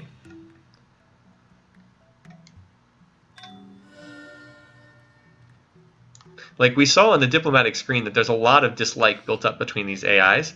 Underrated civic, police state is highly situational. I mean, it's good if you just need units in a hurry. That's pretty much the reason why you'd run it. If you just need to whip out units real fast with the production bonus. Otherwise, it's not that good.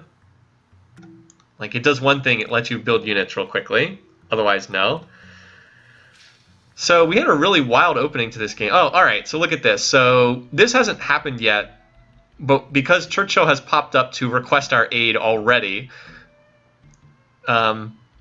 we just had him declare war on Gandhi. Like, he already asked us for help in his war before anything else even happened.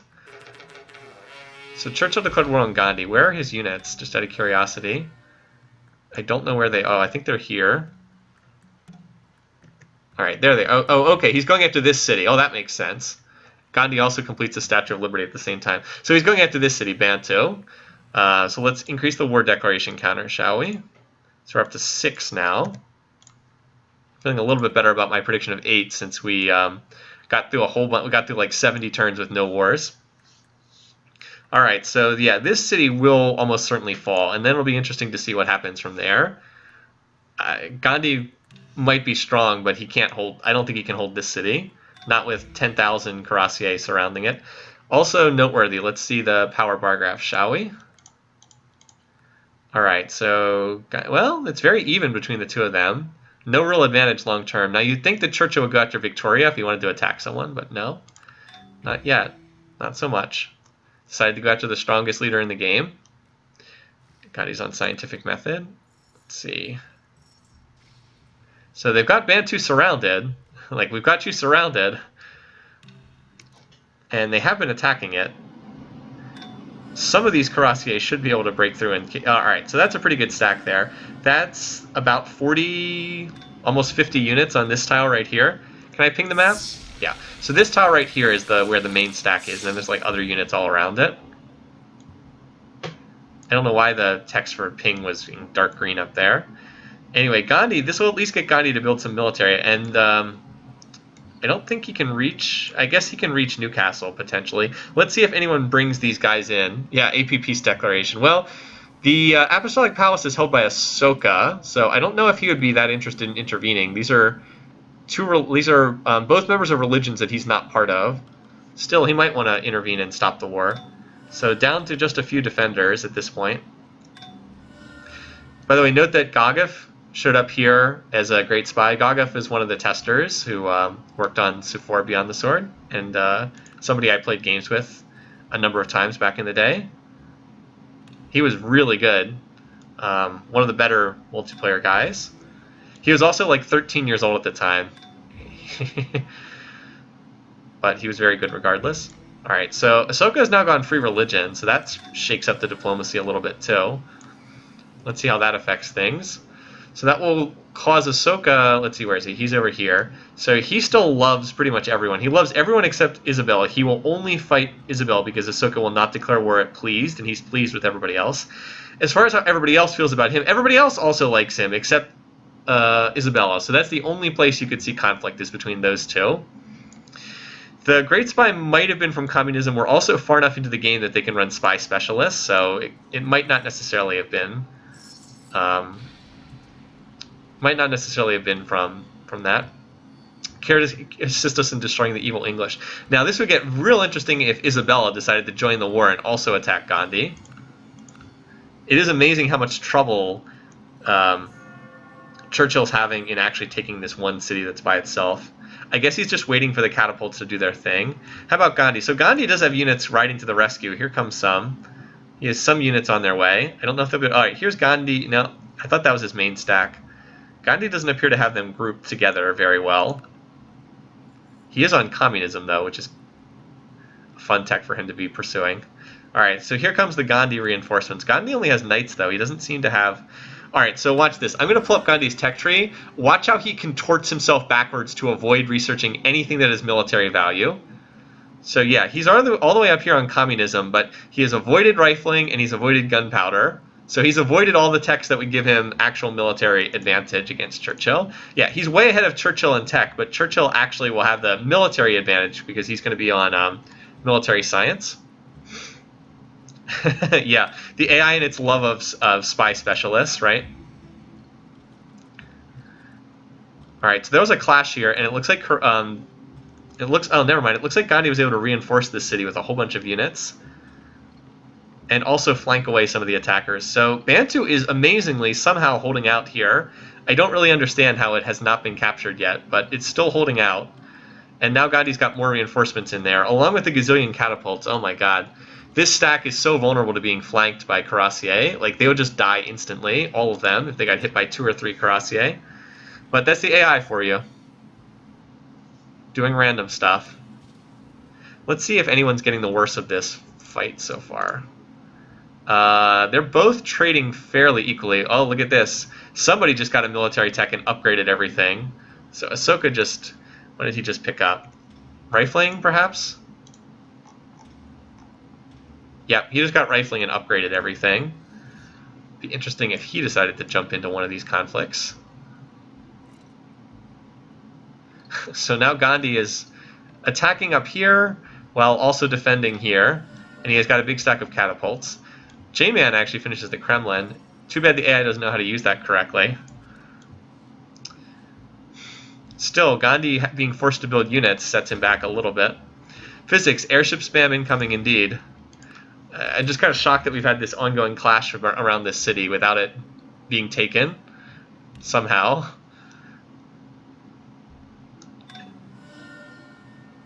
Looks like Churchill is getting a little bit of the better of this, but he still has not been able to capture that city. His units continue running around in circles.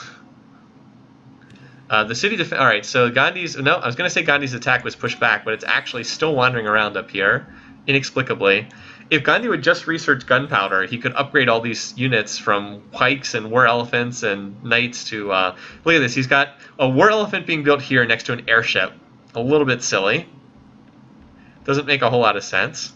Right, here we go, Bantu. But Bantu is slowly losing its defenses. And the fact that there are better units like Grenadiers and Cuirassier on the side of Churchill is helping him here. Washington hasn't been mentioned in about 100 turns. Yeah, I don't know what he's doing. I guess he's on rifling tech. Somehow he's managed to claw his way up there. So I guess he's just been building research, I guess, to try to help him out. All right, Gandhi finally picked up gunpowder tech, and now he's on rifling, so he will have cabs shortly. and that will give him the military edge.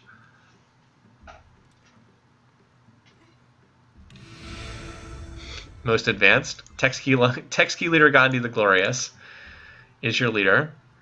What's he on in terms of culture? Let's see. So Ahsoka is getting 400 culture per turn. Gandhi's 1400 per turn. How close is he getting? Not that close yet. So his top city's at 8,800, and Ahmedabad is at 6,700. Let's see, 67, 66. Let's see how much he gets in a turn. Out of curiosity. It is entirely seemly for a young man killed in battle to lie mangled by the bronze spear. In his death, all things appear fair. So is that 67, 66? So he's right around 200 culture per turn in his weakest cultural city. 200 per turn's pretty decent. Looking like he might stumble his way into a cultural victory unless there's more warring. Yeah, so these guys are building units. Everybody else is not.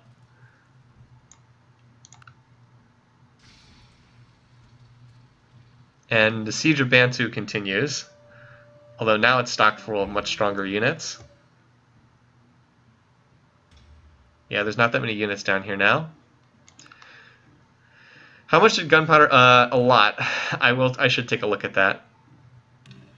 You would think the Grenadiers would be enough to break through here against musket defenders.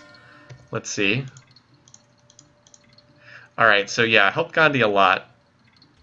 Churchill is now clearly trailing in power. You would think that J-Man would want to do something with this power. Look, also, Isabella's been very flat on power for a long time now. Yeah, J-Man just on cruise control for the moment.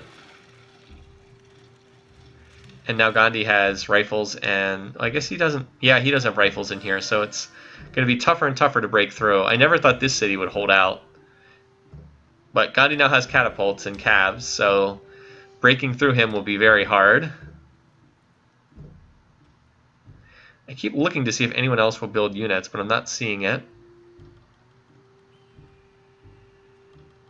Like, why is he building a longbow? What is the purpose of building a longbow at this stage of the game? I don't know. Still, it looks like they keep clashing here. J-Man, I mean, other leaders are finally going for, like, rifling and replaceable parts. Yeah, I mean, the defenders are all damaged. So are the attackers, though. Quite a struggle over this one city. Wait, Victoria declared on Churchill? Is she insane? That's got to be the strangest decision yet this game. Alright, so she just failed her sanity check. I don't understand that. I guess she might have been pulled in by Gandhi? Well, I mean, maybe. I mean, she probably got bribed into the war. One-on-one, she would not stand a chance, but hey, maybe with 2v1, this actually might be a thing that works for her. It's certainly going to be harder for Churchill to make any progress now. Oh, great. So I watched that for all those turns, and then finally the one turn I look away, it gets taken. So Gandhi did finally lose this city, but geez, it took a long time. A severe struggle. Let's see if Churchill can hold it now. Gandhi is building a lot of calves, and he's got little England on his side, Denmark. You can bribe with gold, or frankly, if the AIs have good enough relations, they can just ask each other for help, and sometimes they'll be willing to do so. So I wonder what the question is. I wonder now if J-Man would want to get involved. He's got a lot of units running around here. His involvement would be pretty key. How does he feel about all these? So where is he? He's here. Well, he doesn't like Isabella. He's cautious with Gandhi, cautious with Churchill. So he could declare war on either of them. It is possible. He's got these random colonies over here. Oh, you know what's going to happen? This is very likely going to flip over to Ahsoka because he has so much culture in this region. just like sitting there. And don't look now, but Ahsoka is quietly getting close to J-Man in second place. Or he could return back to this again. All right, so maybe he can make this work. Ahsoka does have a tech edge because he's hitting her. He's hitting Isabella in the rare point. Oh, Churchill made peace with Victoria. So okay, so that war ended quickly. That was a nothing burger.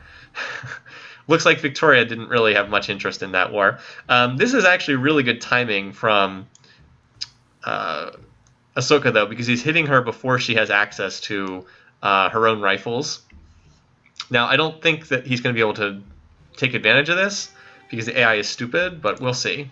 Maybe he can make this work. Capturing Barcelona would be enormous because that's the Christian holy city, and that has a shrine with like a gazillion worth a lot of money inside. So it'll be put under siege with all those catapults. And meanwhile, now we'll see what happens with Churchill. He's still at war with Gandhi. So we have 2 wars going on. Check the culture percent for that one Portuguese city on the east coast. Okay. It's at 54%. 54%, so it's not quite there to be flipped yet. Wasn't Izzy's power flatline forever? Yes. Yes, it was.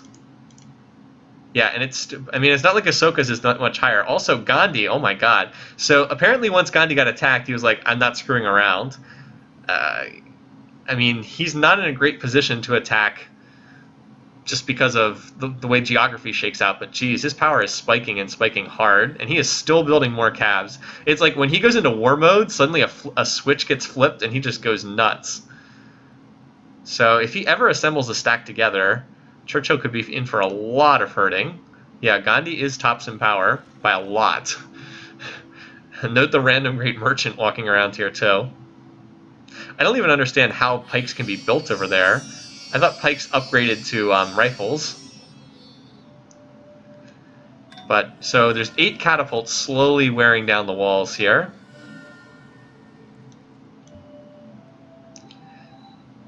We'll have to wait and see if a huge Gandhi stack comes over here to attack Newcastle. I don't see one yet, but we'll keep our eyes open for that.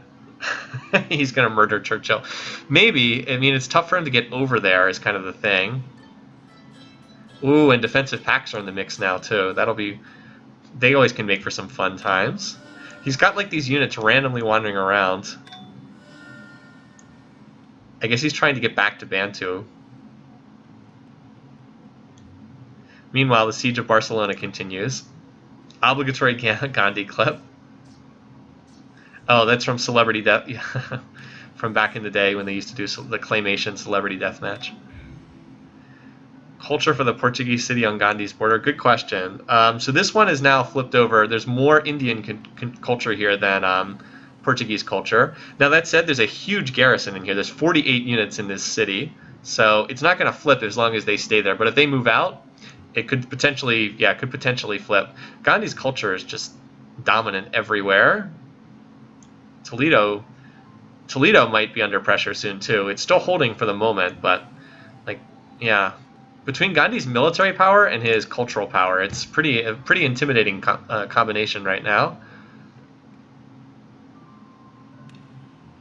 So Barcelona is slowly being trimmed down, the defenses. Churchill obviously thinks things are serious because he's going into the draft. All right, so here are some larger stacks here for Gandhi. Might try to take this back. And J-Man just did a big swap. He's building libraries, though, so he doesn't seem anxious to get into a war. Washington, same thing. Ahsoka still has this city of Barcelona under siege. What's the story with cultural victory? So Gandhi is still the favorite at the moment. Nobody else has turned on. Nobody else has turned on the cultural slider yet. Here, I can go ahead and look. So yeah, Gandhi's in the lead. Pick him here. So yeah, he's in the lead, and it looks like Spain is second, but Spain is unlikely to pursue a cultural victory. And he's got 12k, 10k, 9.5k. No, industrialism. Tanks are not unlocked by combustion. They're unlocked by industrialism, but they require combustion as well because you need oil to build them, and combustion is what lets you connect oil. So you do need combustion. It's just you need that end industrialism, which is further down the tech tree. I hope that makes sense. So Isabella's been running around with units down here, but Barcelona is still in quite a bit of trouble. It would be crushed by Spanish culture if it was taken, but it's just losing that shrine would be pretty devastating for Isabella. And amazingly, Victoria still continues to cling to life down there at the bottom of the screen. So she did finally get rifles, though, Isabella. So that'll make it harder to take anything from her. Here's a Gandhi stack that's just randomly up here. I don't know what it's doing up there. And this group will probably be ready to attack soon. The defenses are down to 16%. Needs to get to steel, get some cannons. They take down these defenses a lot faster. Alright, I think they attacked. Doesn't look like they had much success, though. Yeah, that was a pretty sizable attack, but it does not appear to have succeeded. It even got a great general for Isabella. I'm still looking to see if Gandhi's going to be able to put a force together to attack. I guess this is it. It's not that many units, though. Kind of a random... I get, well, 22 units is decent. Kind of in a random spot, though. Yeah, assembly line opens up infantry. I don't think anyone has assembly line just yet. So this war between Ahsoka and Isabella seems to be stalling out a little bit. Like, Ahsoka's not... He's committed a lot of forces, but it does not appear as though he's going to be able to take a city. I'll check the power graph in another turn or two. And randomly, there's a bunch of Churchill units here. The pathfinding is just weird for these guys because they do, like Churchill and Gandhi, because they don't border each other. It's kind of weird and difficult for them to attack. They're just kind of like clashing in the territory of Ahsoka and in the territory of Victoria. Yeah, this is not going to work. Waited too long. When they had the advantage of rifles and the other side didn't, that was the time to make a move, but it's too late now. And Gandhi's gone back to research now. He's building the ironworks. Guess he has a lot of forges.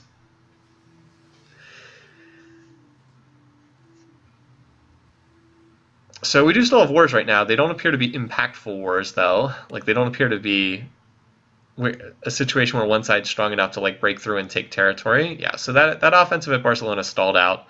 I suspect that was pretty bad for Ahsoka.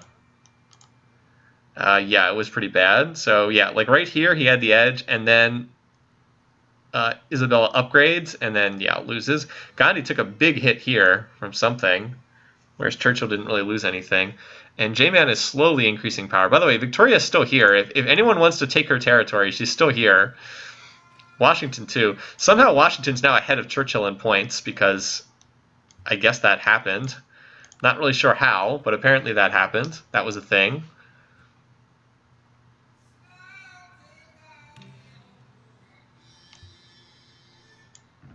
And now Izzy's got a stack of cabs that are running around doing cab things.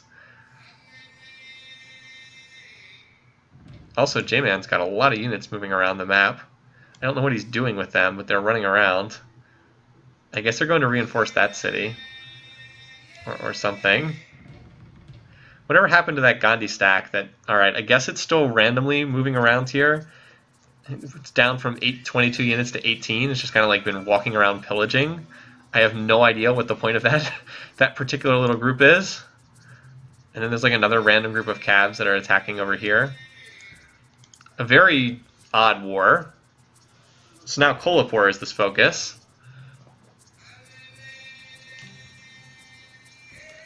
And it's not that well defended. This could succeed, although she'll probably stop to bombard the defenses and give Ahsoka plenty of time to reinforce this. Probably.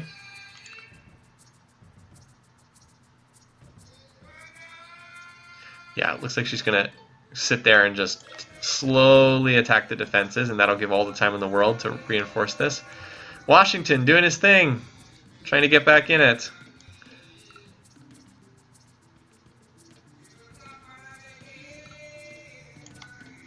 Otherwise, not that much. It's like, despite the two wars going on, it's pretty quiet right now. I guess Gandhi's almost to assembly line. That could be a potential breaking point. Still can't get over this, the fact that Victoria is still alive. I feel like a more aggressive leader would have finished her off rather than signing peace. Like, too willing to let her off the hook when she was in a weak position. This city's still not that well defended. But there's only 19 units there to attack. It's not really that many. All those juicy villages and towns. Washington's golden age consists of him doing utterly nothing and no one paying him any notice whatsoever. Yeah, he has really been pretty irrelevant in this game. Gandhi now is building factories everywhere, so his production edge will shoot up. He'll be able to one-turn like a unit in every city every turn, practically. This city is, yeah, pretty surrounded by culture. And Toledo is now ticked over to Gandhi having cultural pressure. Same thing here, but there's enough defenders that it's not going to flip right now. Yeah, Diplo screen, sure. We can take a look at the Diplo screen.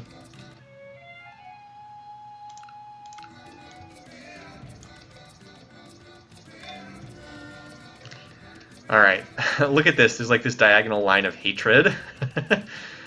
So let's look at the ones who are not currently in a war, right? So these four are all in wars. So J-Man actually is pleased with every single other leader in the game right now. So he won't declare war on anyone. Victoria is annoyed towards Churchill, so she could declare war. Washington is pleased with everyone. He also will not declare war on anyone. So these two, unless something changes, they will not attack any of the other leaders. I think they could be bought into a war, but they won't declare themselves. So Victoria is the most likely one to attack out of our current ones. Is that a Gandhi stack moving through Denmark? It might be. He hasn't done a very good job of grouping his units together. I don't see one, though. Let me see if I can spot it when the units move. Oh, it looks like Gandhi retook that city, Banto. And now he stuffed a machine gun in it. This war is not going well for Churchill. He's dropped further and further down the scoreboard as long as it's lasted.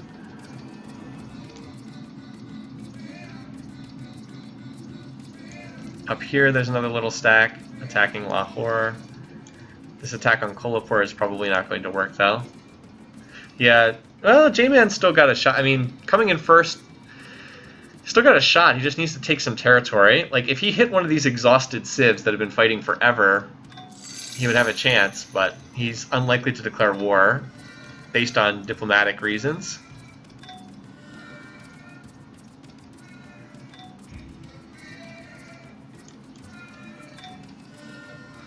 Gandhi does seem to be slowly coming out on top against Churchill, though. Just because he's gotten ahead in tech.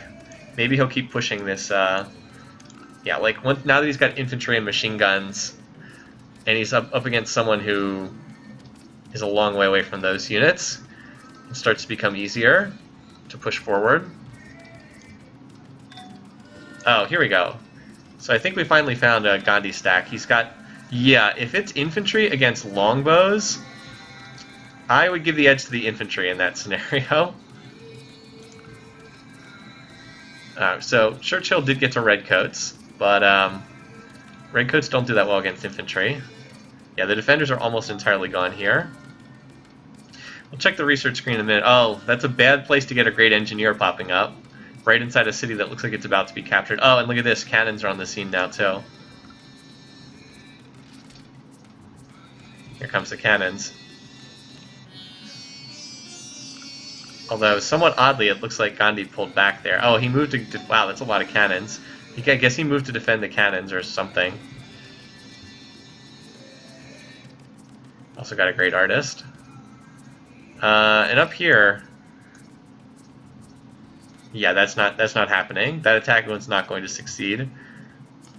Isabella and...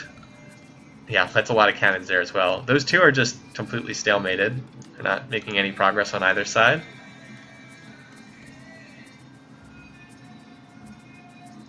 So Gandhi does finally have some big stacks moving around. It's just a matter of him concentrating them. He's also got the Pentagon under construction, so he'll have that soon.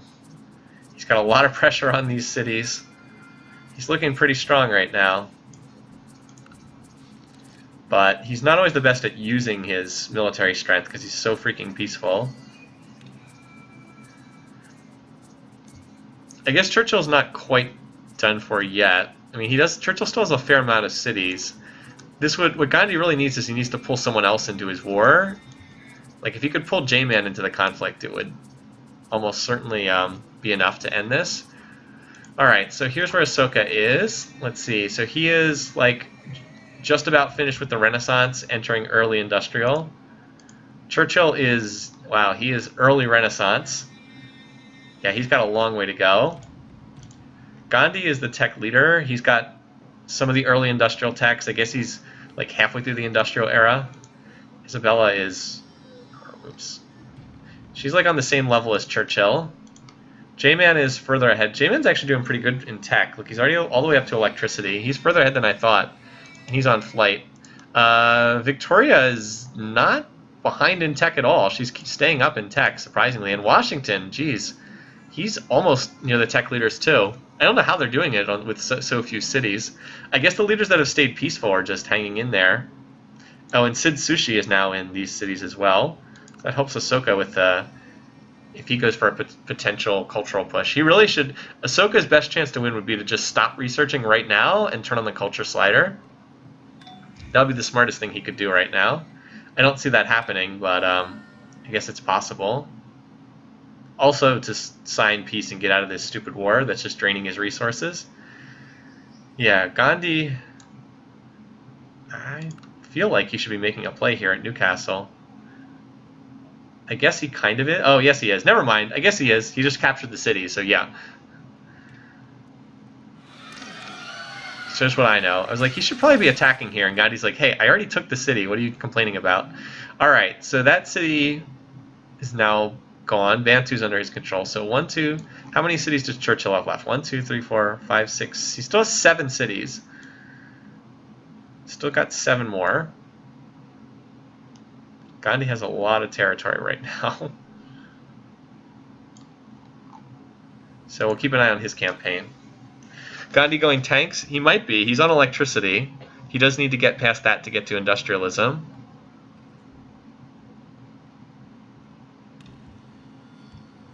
I don't think the English are a threat to us all. Cancel your deals with the vile English, says Victoria. That's always kind of funny when that happens. So Brighton is probably next. One would think, in a logical world anyway. No, he's going for radio, but that would open up bombers. He is staying on military, though. Look at this. Yeah, I think he wants bombers, and that does help the AI push a lot. So that's not a bad choice either. Up here, Murcia looks like the latest target. How many units are here? 11 units versus 8. With cannons to come in, that could actually be taken. Yeah, look how much faster the defenses drop now that cannons are on the scene. You can just take out the defenses right away. Here comes the catapults. I think I'll keep the focus up here for the moment. I mean, I just checked those cities. They're like 40% as far as flipping goes. These two have been at war for a long time. So now the defenses are down. Still those 8 units against 12. But yeah, Gepid's at 47% Indian to 40% Portuguese. And Toledo's at 48% Indian to 41% Spanish. Yeah, Gandhi is probably more interested in unlocking mass media than bombers. That's true. He's also got another stack up here. How many units are in this stack? 15. All infantry and cavs. Well, probably not enough to push through and take a city, but you know, well, could take Coventry. There's only 1 defender in there right now. Probably enough. Let's see if Murcia is captured here. It's rifles against cavs. Fairly even, but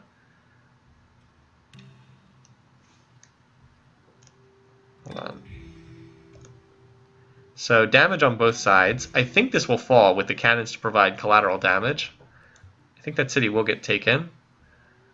All right, so instead of doing the logical thing and attacking Brighton, Gandhi's push is coming up here, and he's got a lot of units here. Got 15 on one tile and 10 on the other. Another 15. So he's got like 30 units up here. We'll see how aggressive he chooses to be.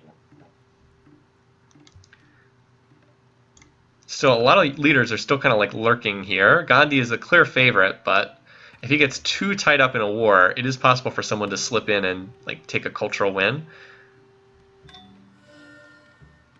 Also, my hope of Washington slipping up to second place is probably far-fetched, but not completely impossible. He's also just hanging around there.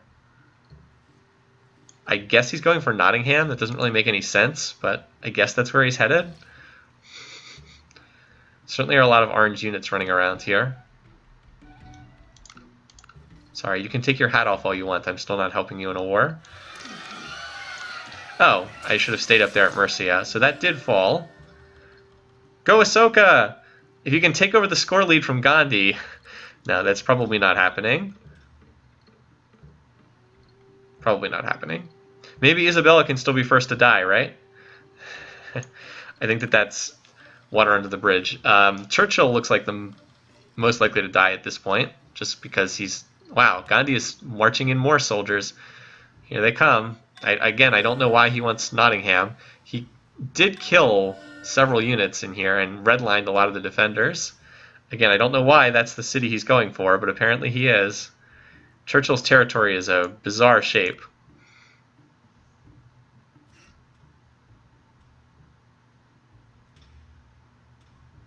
Well, it looks like that part of the attack didn't go as well. So it managed to just promote a lot of these units. Look at how promoted some of those redcoats are. Yeah, so that didn't look like it went as well. Again, you would think that they would just walk down here and take Coventry, which is barely defended, but I guess not. So Gandhi's now building the Eiffel Tower and rock and roll. Eiffel Tower will help him in his cultural pursuit. I would say at this point it's very likely that he wins by cultural victory. He's just got so much culture now. Really wish I had picked Gandhi. Easy to say in retrospect, though. So he's at 15k right now.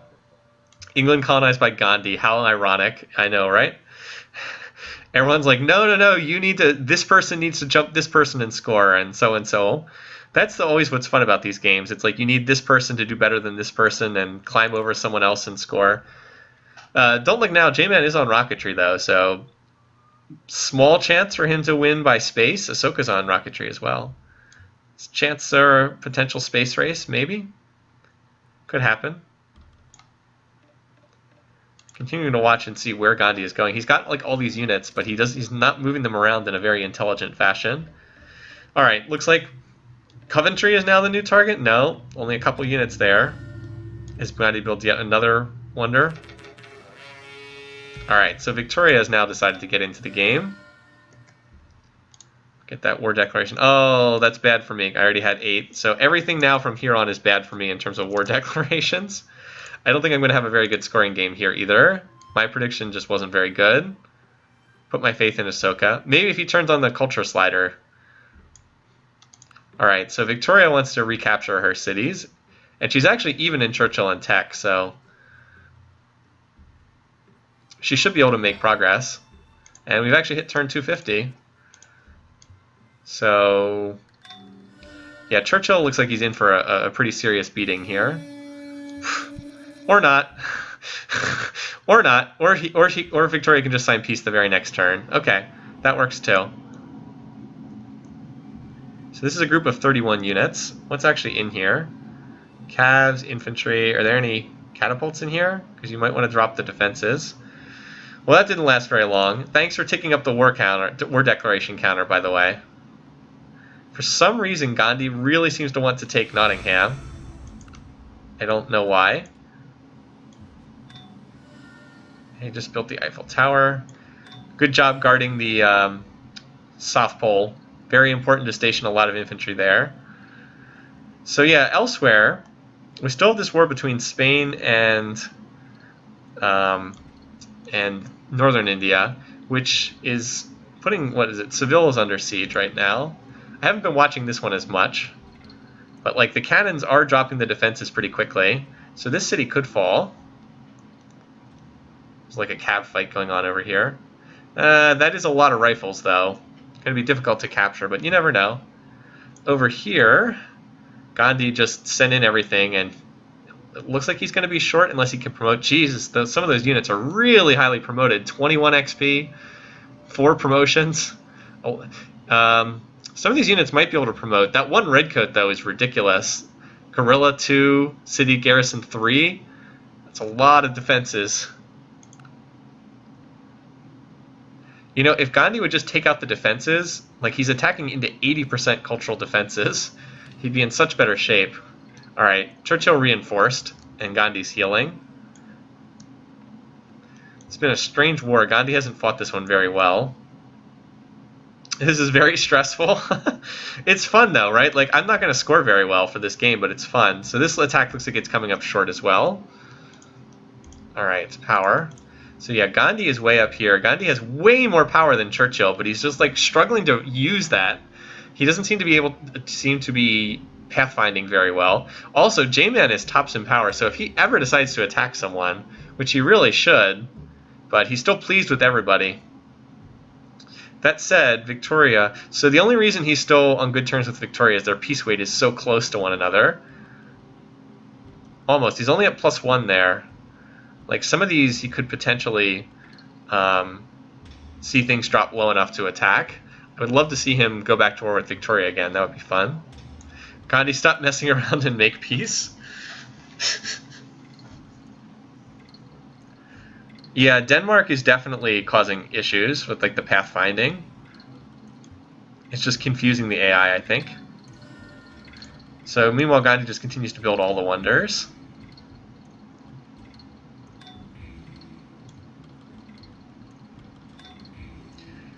Isabella just changed up all our civics, but I don't see that doing anything. I think part of the issue is we haven't seen the AIs like ganging up on someone else too often in this game. We've seen a lot of 1v1 wars, but not a lot of like working together to defeat someone wars. And that often tends to be... Alright, so Ahsoka and Isabella finally signed peace. Maybe Ahsoka will start going for cultural victory now. I would sure love to see that. Just turn on that culture slider and go from there. By the way, Gandhi should really be building some ships, right? Like, if he had built some... If he had just built, like, 2 or 3 destroyers, he could sail them over here and take out the defenses of these cities, but no. Nothing like that. Instead, Gandhi just continues to wander around these big stacks that don't actually do anything. You'd think he could, like, get some bombers and put them in this city instead of the guided missiles, and then use them to take out the defenses. He does have some fighters here. Could it be a game that everyone survives? I mean, it's starting to look more likely. I do think if this war continues long enough, Gandhi will eventually push through and start taking these cities.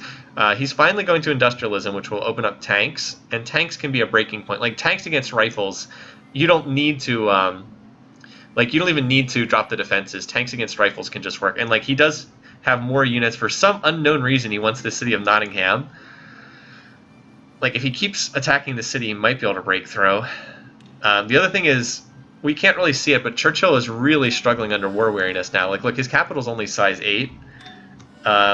England is really beat up at this point. So, like, this war of attrition does favor Gandhi, as long as he keeps cranking out more stuff. So, United Nations, paratroopers, lots of paratroopers, so many paratroopers. Nottingham's... Oh, that's it. Yep. It's because Nottingham's a holy city. That explains it. The AI puts a huge preference on holy cities. I'm sorry I didn't catch that. You guys are right. That has to be the reason. It's not working right now.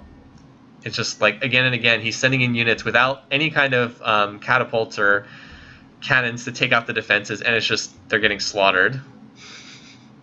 Why is he building a customs house? Why not? Why not build a customs house? So even though Gandhi really should be able to take these cities, he's just struggling.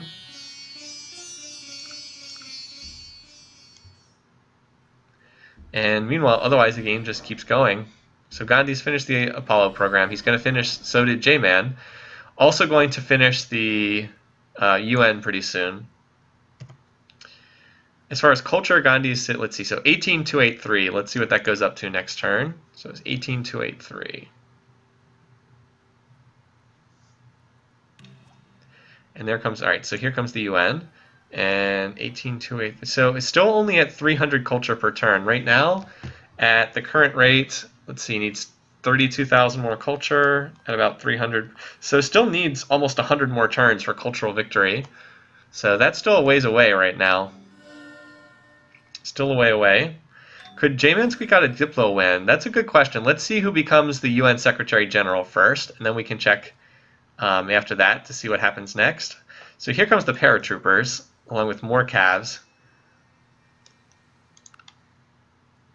I don't know why they were dropped onto that tile instead of just next to Brighton. All right, so let's see. So J-Man did win the vote, and Gandhi's up against Gandhi. Interesting. I wonder if he could marshal enough support to win in the UN. So let's see. Where is he? So he's here. So this is how people. All right. So this is how people feel about him. So he's got pleased, pleased, pleased. He might be able to. I mean, this is awful low, but they will often vote for someone at pleased. He won't be. He will not pull votes. So he won't pull a vote from Gandhi. That's out. He won't pull a vote from Isabella.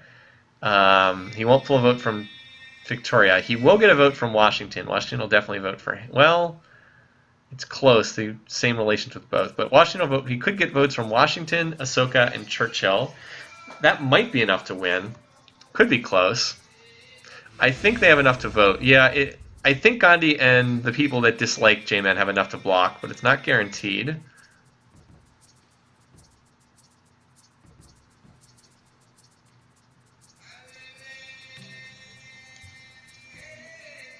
But we are seeing tanks from Gandhi, so hopefully he'll use those tanks to do something. Like maybe finally take Brighton, which is pretty beat up. Alright, so Brighton, I was going to say I think this will fall, but we'll see. Might get reinforced. Alright, so the tanks Alright, so tanks look like they might finally be providing the decisive breaking point here in this struggle. Because the tanks just ran right over this city.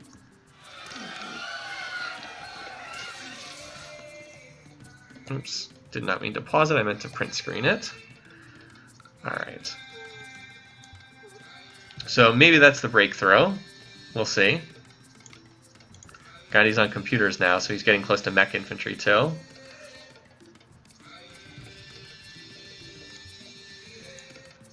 If a full health tank can just attack a rifle and like the city defenses don't matter, you can just push right through. Yes, die, Churchill, die. Yeah, Churchill is not even remotely close to infantry, much less something that would deal with tanks. Alright, and Warwick just lost all its defenses, too. Alright, so yeah. Note how much faster this is suddenly going. Tanks are really, like I said, they just are breaking point. If you don't have you need at least infantry to be able to deal with tanks. If you only have rifles, yeah, there's not much you can do. Alright, so just reveal the map again. Apparently there was a lot I hadn't spotted. There we go. Yeah, so Churchill now is really up against it. And look at all this war weariness too. Remember, Gandhi is the statue of Zeus. It's too bad we can't go inside Churchill's cities right now to see what it looks like. He is getting crushed by war weariness. His cities are really unhappy. They're like starving down tiles. Like let's look at his production as an example of this. So power. Yeah, here's Gandhi and here's Churchill. Production. He's just gotten crushed because he's out of he doesn't have any happiness. He can't work tiles anymore. So Churchill does look like he will be first to die. Unless Gandhi signs peace, he is very peaceful. The fact that he's kept this war going this long, though, kind of makes me think he'll keep it going. But you never know. All right, so emancipation. We don't have a victory resolution. We just have one for emancipation. Yeah, it's going to be awful hard for Churchill to hold out much longer. But you never know. Here comes the paratroopers dropping in. But really, it's just when those tanks start appearing. All right, so that passed. Everybody voted in favor, except our one abstention. So I can click on the city name, but I can't go into the city, right? It's really weird. Normally you can double click on it, so I can see this, but I can't see the full screen for whatever reason. I think it's because of the world builder text editing I did. think that stops it. Here comes the tanks. They're moving through Portuguese territory to stay on the railroads. This city Warwick should flip over to Portugal, so that is, you know, I'm surprised at how Ahsoka has gotten so close to J-Man right now. Look how close that is for second. And somewhat amazingly, Washington is pulled way ahead of Isabella. I really don't know how that's happened either, but it has.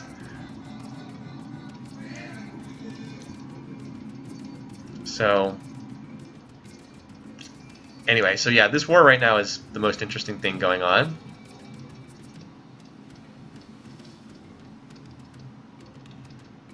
Gandhi's already on robotics, by the way. That'll give him mech infantry. He's going to win a very early victory. Yeah, Gandhi's teching so fast, he might just get to space before he gets to culture. In fact, that's kind of what it's looking like right now. I was thinking that Gandhi or Ahsoka, one of them would not try to tech, that they would just go for culture, but that just hasn't been happening. So Coventry falls, there's tanks running around everywhere. Gandhi's on the internet, he's on the Three Gorges Dam. Yeah, he's just unleashed now. That's why you don't pick a fight with Gandhi. Also, there's Indian battleships, although the other type of Indian, yeah. So he's just, like, the tanks are just crushing the defenders. He doesn't need to bombard the defenses. He can just walk right through. And they just go over like dominoes.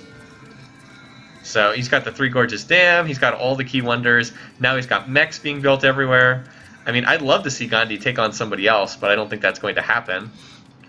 I think he's just going to finish this little mop-up operation. There goes London.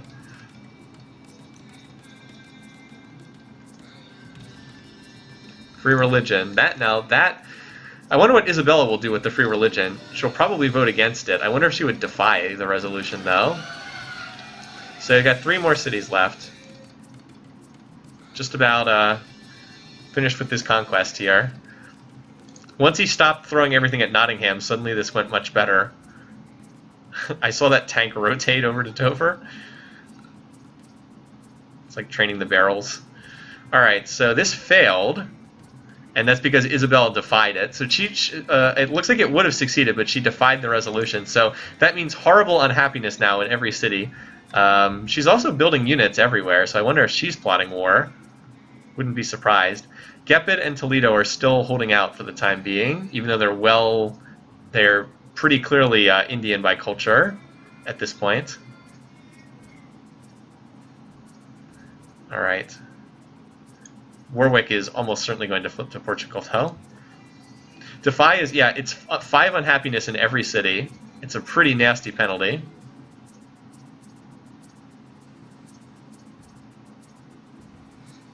There's like this one random tank up here. Here comes the mechs, too. Yeah, so, yeah, that's enough tanks that city's going to fall very shortly. The AI might not be great with its targeting, but it's like once it has a huge edge, it's kind of relentless. It will take down the defender if it like has a big edge. Slowly but surely, it takes down cities one after another. Unlike, say, the Civ4 or Civ6 AI, which just have no idea what to do whatsoever. Geez, God, he's got a lot of units. Still building more bombers too.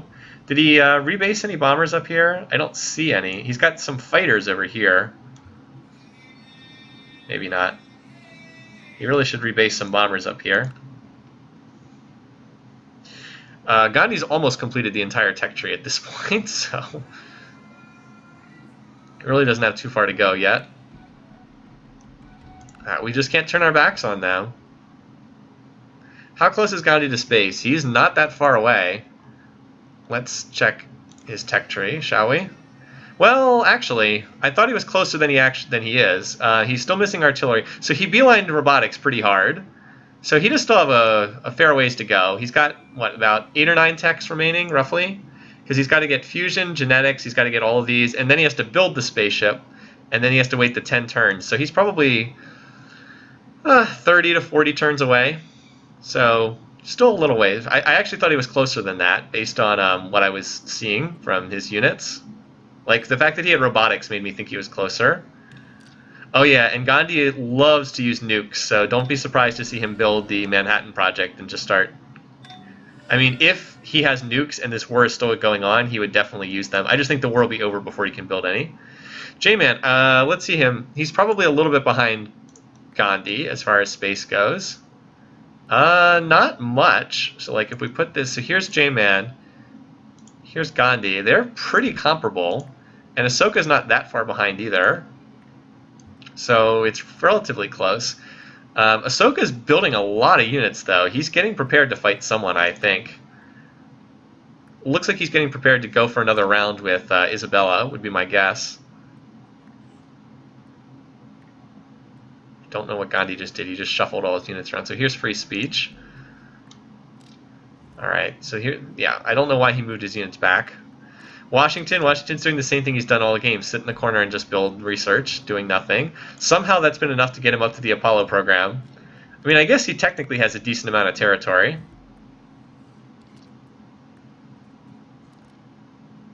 Alright, so Nottingham has lost all its defenses, so it should fall next turn. The city that's like... so wow, that failed. Oh, Churchill decided. Oh, Churchill the troll. He defies the resolution. So now he has even more crippling unhappiness in his cities. Good job, Churchill. And Ahsoka is back to research now, so maybe he's not going to war. He could clean up Isabella pretty quickly if he actually did fight her. He really should. I mean, he hates her guts. They've been at war again and again the whole game. Furious, and where's he? I guess he's only annoyed, but there's a lot of bad blood there. J-Man's doing quite well. He's in second. He's racing for the... He's going for the space race with Gandhi right now. Okay. Are you just going to attack Nottingham or just like walk next to it, making frowny faces? Look how unhappy Churchill is. This is a really, really sad Civ. So much unhappiness from defying resolutions. Oh, here's a sub. Gandhi has 2 subs on the way. I don't know why he's building submarines, but whatever. What's up with dying leaders? I know, right? It's like the dying leaders decide to be North Korea and just defy the UN for no reason. So anyway, India now has like this weird border that extends up here. Again, I expect... Oh, never mind. Ahsoka, or we had the war the other way around. Isabella declared war. Again, I don't think that's the smartest idea, but let's tick up the war counter. Okay, it gets us to 10. Getting closer and closer to our final number there, so whatever you guys picked could be highly relevant as we get closer to the end here. So let's see. I don't think this was the best idea. Isabella is way behind in tech compared to Ahsoka. We use Gandhi's bar graphs, and I think that puts her pretty far behind. Well, I mean, she's not as far behind as it looks there. It's just Gandhi has such overwhelming military strength. Ahsoka, though, has tanks. I know he does, and I'm pretty sure Izzy does not. So that might not be the best decision. Yeah, here she is. Here's her attacking stack. Well, Kolapur is not well defended, but I think it's just a matter of time until... Yeah, that's a lot of artillery. If that artillery hits that stack, this is going to get ugly in a real hurry, because those units are all going to die. Yeah, okay. So Ahsoka moves first. He moved first, he hit that stack with artillery, and then he just killed everything. Oh boy, that did not go well. That did not go well. But first things first, this is probably the end for Churchill. Probably the last turn for him. Let's see if he can survive one more turn. I don't expect him to survive, though.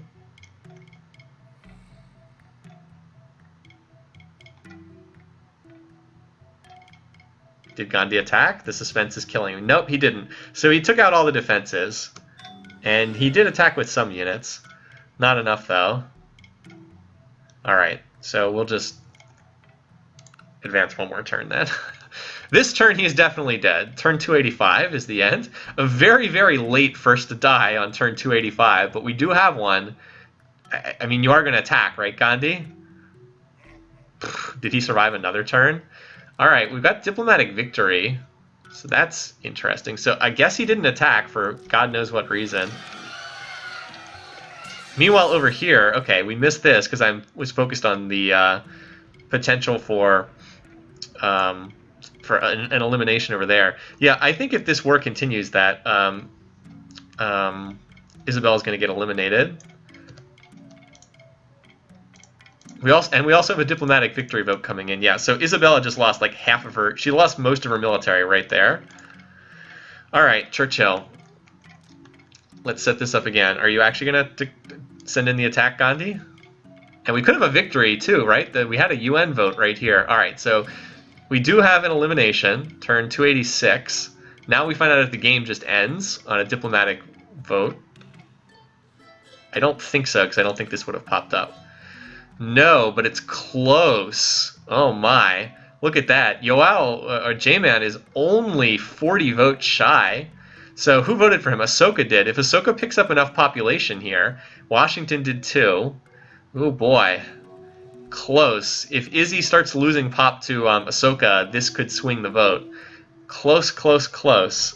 I'm going to print screen that. Yeah, I know, right? You get these games where like things oddly get like it's like some things are not in doubt because like okay, Gandhi's gonna have the top score, but like there's a lot more to it than that. Gandhi also just went free religion, so that's interesting. All right, well first things first, I got to mark down the elimination. Turn 286. Churchill first to die. So as far as points go, let's see how many people had him for first to die. First eliminated. Oh, I'm in caps lock apparently. All right, how many people had that? I don't think it was that popular of a pick. 12, so not that popular. 12 out of 126, so not that many people scored points on that. And then let me mark it in the bracket. With Gandhi getting the kill, Peaceful Gandhi gets the kill. And we go, yet again, we have never had a game where everyone survived. We have always had at least one person get wiped out. Gandhi, Gandhi, Gandhi, Gandhi. All right, he gets the kill. And Churchill, I got to mark in his elimination date. All right, game 2, turn 286. Very late, very late. Okay, just marking in my spreadsheet, which you guys can't see because it's not on the stream. Okay, everything looking good. Yeah, alrighty. Churchill first to die. Yeah, those of you, the 12 of you that had that, very nice. Churchill, I didn't see it happening, but yay, verily it did come to pass. All right, meanwhile, now we get to watch the other Indian leader on campaign as Ahsoka is pushing here. He's got the tanks and he's already taken one core city. Here they go. Tanks just like randomly running around. He's got the paratroopers too, so he's basically using the same text that Gandhi just used. So the main stack, it looks like it's here. It's healing up. And Gandhi has not stopped building military. Why would you keep building military, Gandhi? Oh, the other thing is the artillery. Just like if you have artillery and the other side doesn't have like infantry, I mean even infantry don't do that good against. Infantry don't really do that well against artillery, but you need at least something on that tech level. If you're still fighting with rifles and cavs and then artillery starts showing up, you're in a lot of trouble. There's also 3 destroyers in this city that will just get wiped out if it gets conquered. So Barcelona seems to be next. And the artillery just take down city defenses in an instant. Like 2 of them and the city defenses are gone. Then they do all that collateral damage and it just starts to get ugly. So Bombay, wait, who is Bombay? Is that Gandhi? Is that his capital? All right, so Gandhi founded another corporation. How close do you have to be to war counter? So I have to look at the exact scoring. It's if you're within, if you get points the most if you hit it on the nose, and then it's like if you're within 3 you get some points, and if you're within 5 you get fewer points. I think you get 1 point if you're within 5. All right, so Bombay, Gandhi's capital, is now at 27k as far as culture goes. And here's Ahsoka. If Ahsoka turned on the culture slider, we might have a shot. So we're also seeing a race between culture victory and space. So Gandhi's here, Ahsoka's here. It might end up being kind of close. I think it depends on how much research Gandhi tries to push. We look at Gandhi's tech tree again. He's closing in on space race, but he still has a little bit more to do, and he still has to build it and then wait the 10 turns for the launch. All right, so Barcelona falls. Dang it. I think I was so close with my Isabella prediction on first to die. Like, I had the right idea, it's not happening in the right order.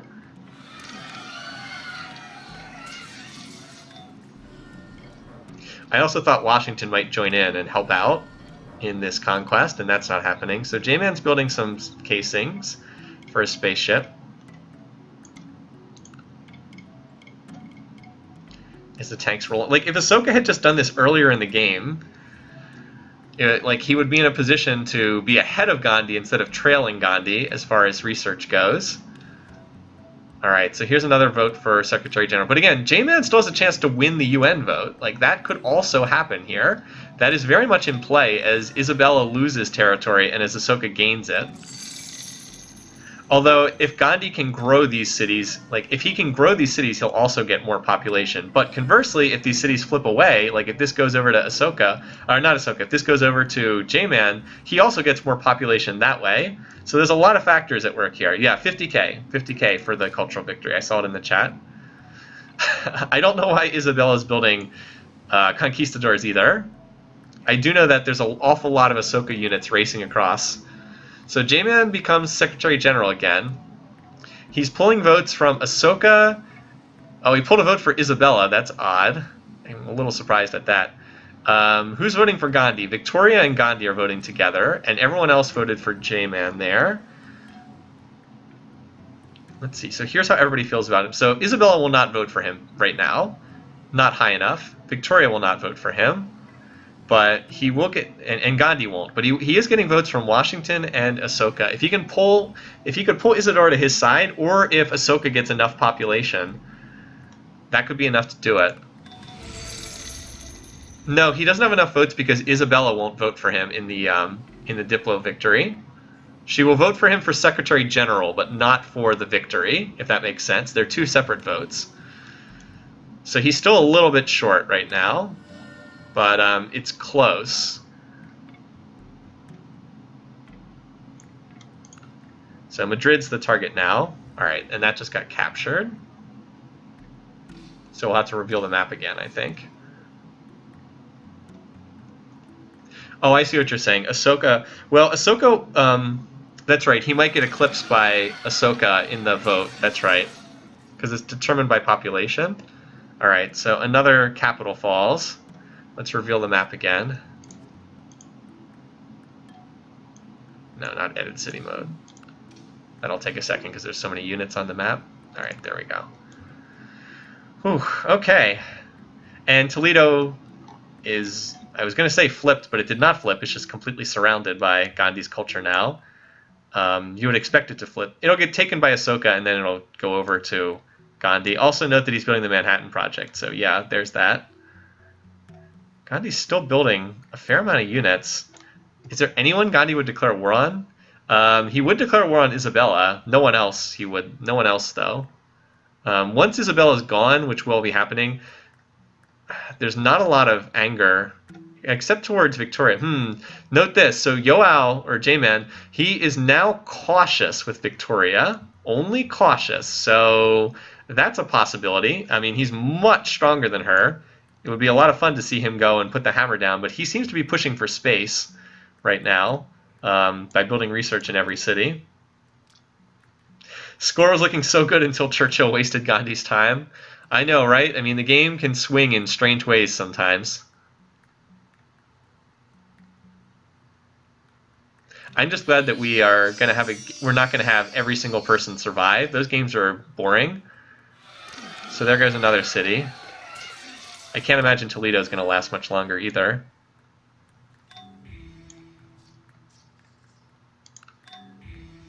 Victoria adopts environmentalism. Okay. Yeah, India came to play in this game. Team India is kicking some serious butt. I think we had that last year. I think Gandhi and Ahsoka were in the same game last year, and they both took first and second in that game. Maybe I should have just stuck with that.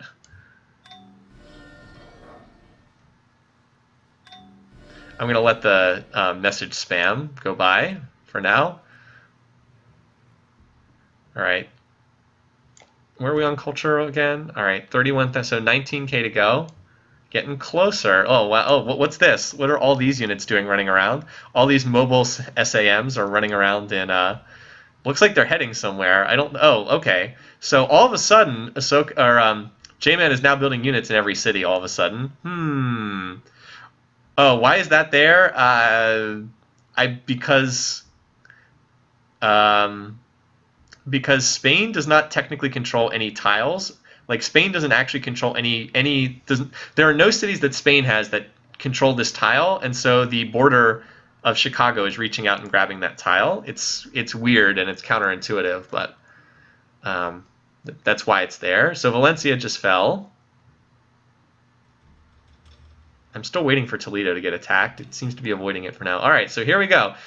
So now it has swung to Ahsoka. Ooh, I have picked Ahsoka to win. I would love it if he won the diplomatic victory. So I will abstain, and let's see what happens. So what about Ahsoka? So here's how people feel about him.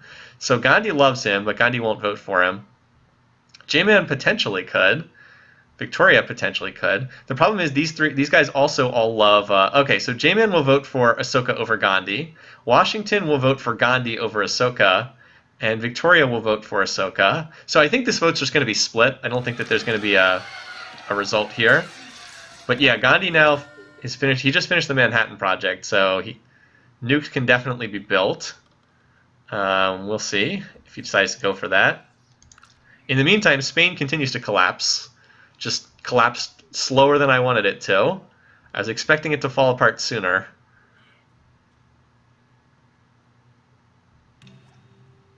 All right, so yeah, the vote just got split here. So Gandhi voted for himself, and Washington voted for himself, and Ahsoka.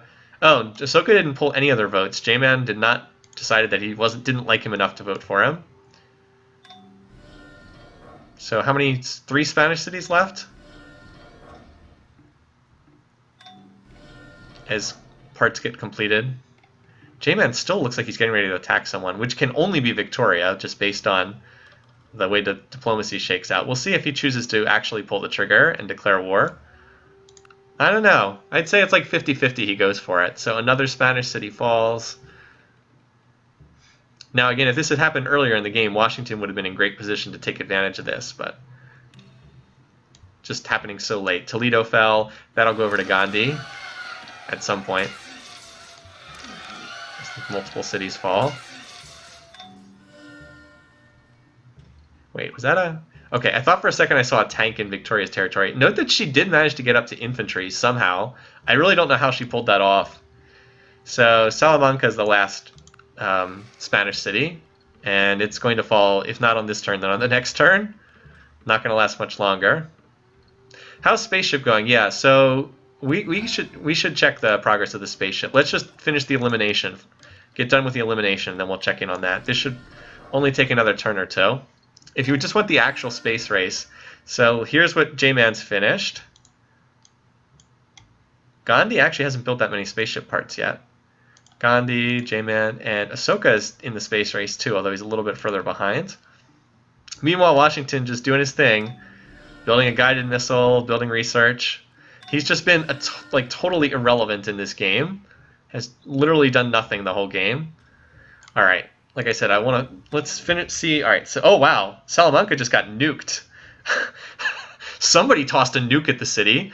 I don't know if that was Gandhi or if that was Ahsoka or who, but someone just nuked the city.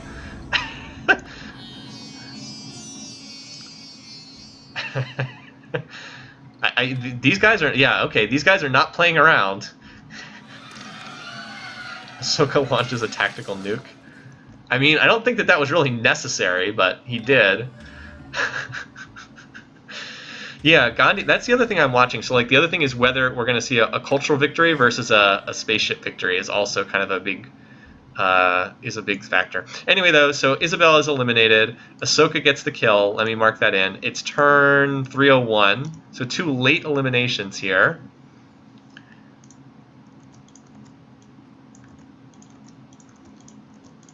All right, turn 301.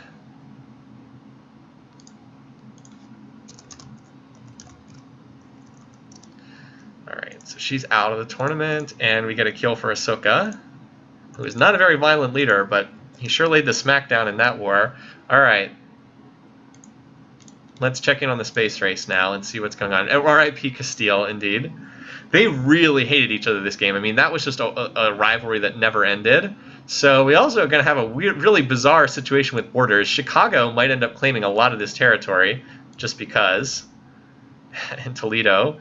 All right, so let's look at cultural victory. So Agra's at 33K. 33K right now. Not that close right now for Ahsoka. If you turn on the slider, maybe, but I think it's too late for that. So only 17K needed to go. And I'll check to see how much it's increasing. Unfortunately, I can't look in the city. Now let's look at the tech tree, shall we? All right, so Gandhi, he needs composites, ecology, and genetics. So he needs 4 more techs, and he needs to build the spaceship.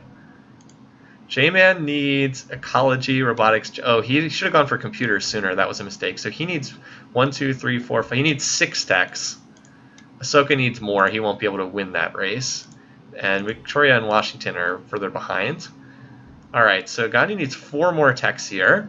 And then he needs to launch, and then he needs the 10 turns. That is then compared to Agra at 33,646. Let's see what that goes up to. 3646. So points for second place. Oh, right. So if you get the 2 backwards, you get the 5 points total. So it's like it's 5 points for getting first place. It's 5 points for getting second place. So that would be 10 combined. But if you get them in the reverse order, it's half of that. It's 5 points. We made that little exception. All right, 33,983. So Gandhi's getting about 350 culture per turn right now. So 33,983 minus 50K. He is, all right, so he's still, at the current rate, he's still 40 turns away from winning a cultural victory. So space is looking more likely. Space is looking like the more likely victory condition right now. Unless somebody turns on the culture slider, you never know. Seems unlikely, but we shall see. Certainly the map looks a heck of a lot different now than it did before. Washington just settled a city. Sure, why not? And here's another victory vote. Again, they should split the vote here and nothing happen. Poor Ainu. Look at that city. Yeah, this is just looks nothing like this map looks completely different than it did most of the game.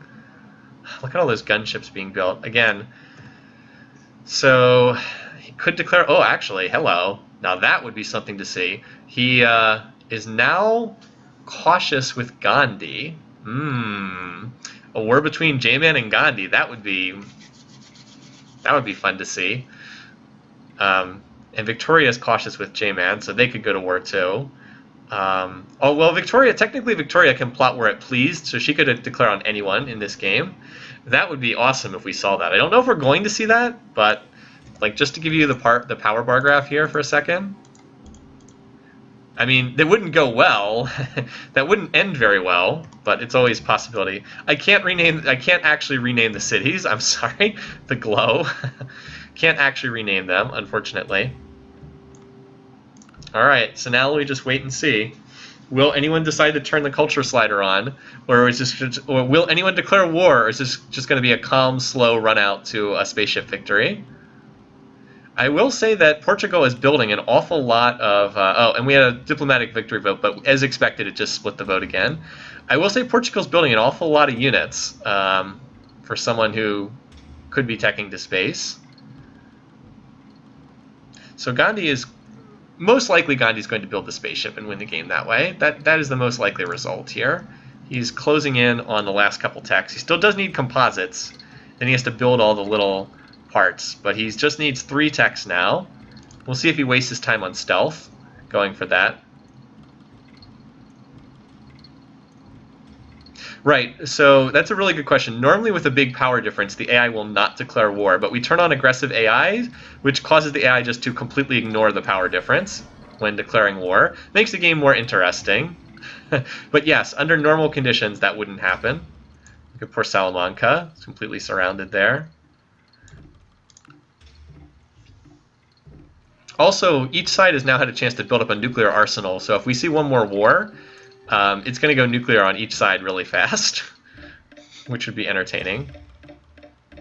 I do see a lot of J-Man's dots in Gandhi's territory, so I don't know if that means he declared war or what that means, but he did move a lot of units in there. Oh, there we go! Get your popcorn! J-Man has declared war on Tex Leader Gandhi. Oh, all right. So we get to see a show before this game ends. All right. Probably the last word. I love the chat. It's like, yes, no, yes, why? Damn it. What are you doing? All right. Let's try and see if we can figure out where the main forces are. War were declared. All right, so this is not going to go well for Portugal. Gandhi is much stronger.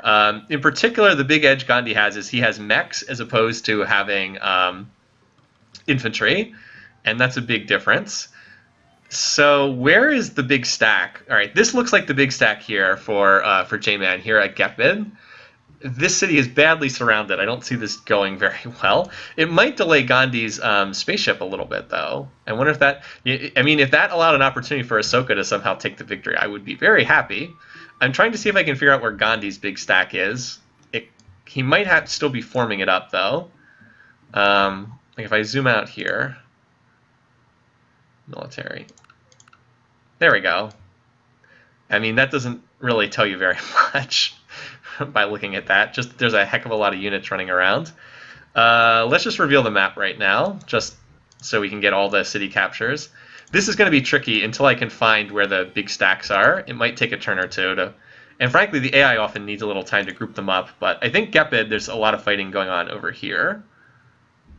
Still, with railroads, the AI can really shift its units around everywhere. Oh, Gandhi also has modern armor, so that's also pretty bad. J-Man does not have modern armor.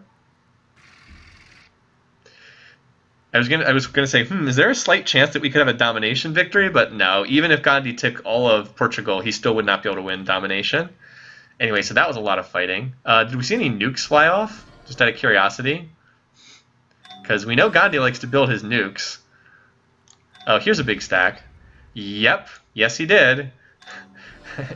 Where did he just nuke? He just nuked some city. Alright, so they are both nuking each other. Jeez, okay. Slow down there, guys. Jeez. They're nuking the living daylights out of each other. Oh, man. Okay. So London appears to be a target.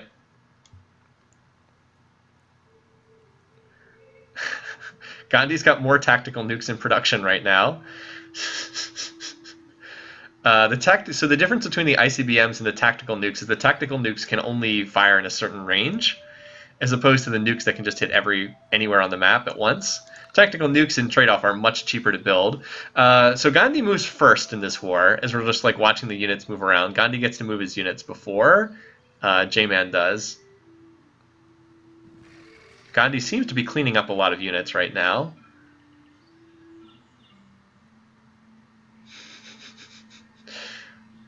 All right, so it looks like the focus shifted from London over here.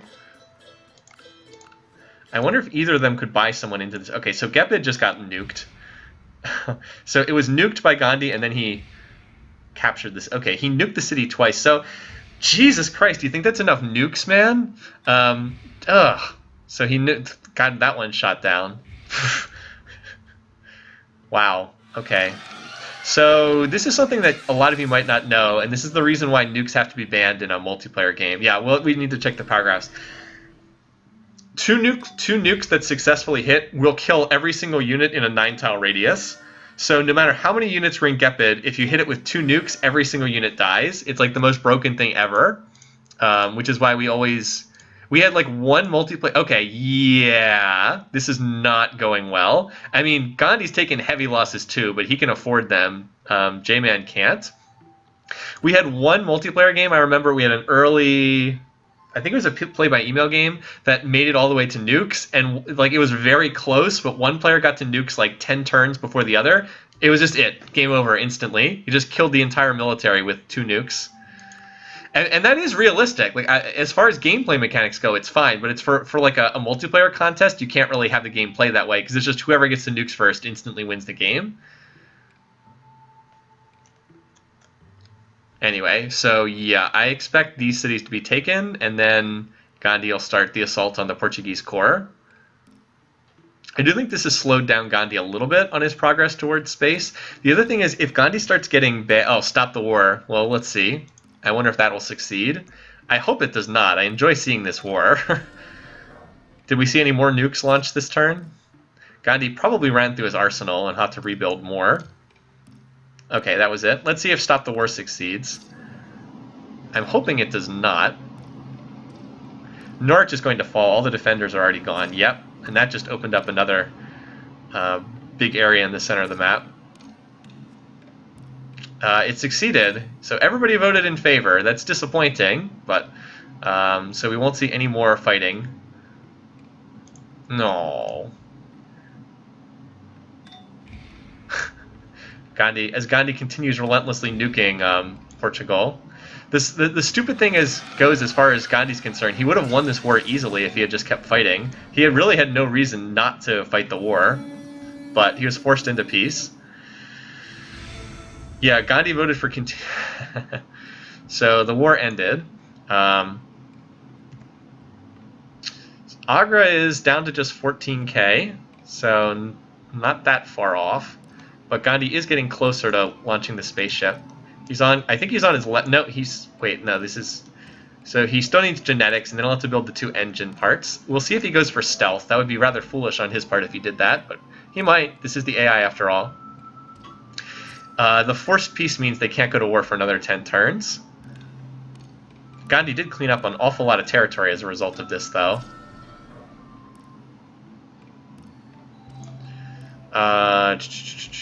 What was I going to check? I was going to... yeah, so the far east of Portugal is now flipped over. We better relentlessly crank out Christian and Jewish missionaries now. Oh, that's it. I was going to check diplomacy to see what could still happen. So Victoria apparently hates Gandhi. That would be hilarious if she declared on him. And J-Man, too. Ahsoka, oh, look at this. Oh, Ahsoka apparently did not like that nuking. He's now cautious with Gandhi as well. All those nukes drag down their relations pretty badly. And, of course, these two now hate each other. And Victoria, she might... I mean, who knows? Maybe Victoria goes nuts and attacks someone. I doubt it, but it's possible. Yeah, both Portuguese colonies have been wiped out. Oh, right, because oh, no, this one is not technically wiped out. It's still there, technically. Hanging on, with no tiles under its control. Ahsoka and Gandhi destroy each other would be nice.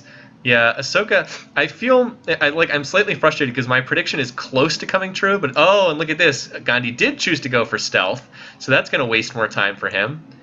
Also, why is it 4 turns? He didn't turn on the culture slider, did he? No, he's just running a lot of gold. Okay. I was like, why is it 4 turns? He should be able to research it faster than that. Well, that's going to delay his spaceship. Gandhi, why? Why, Gandhi, why?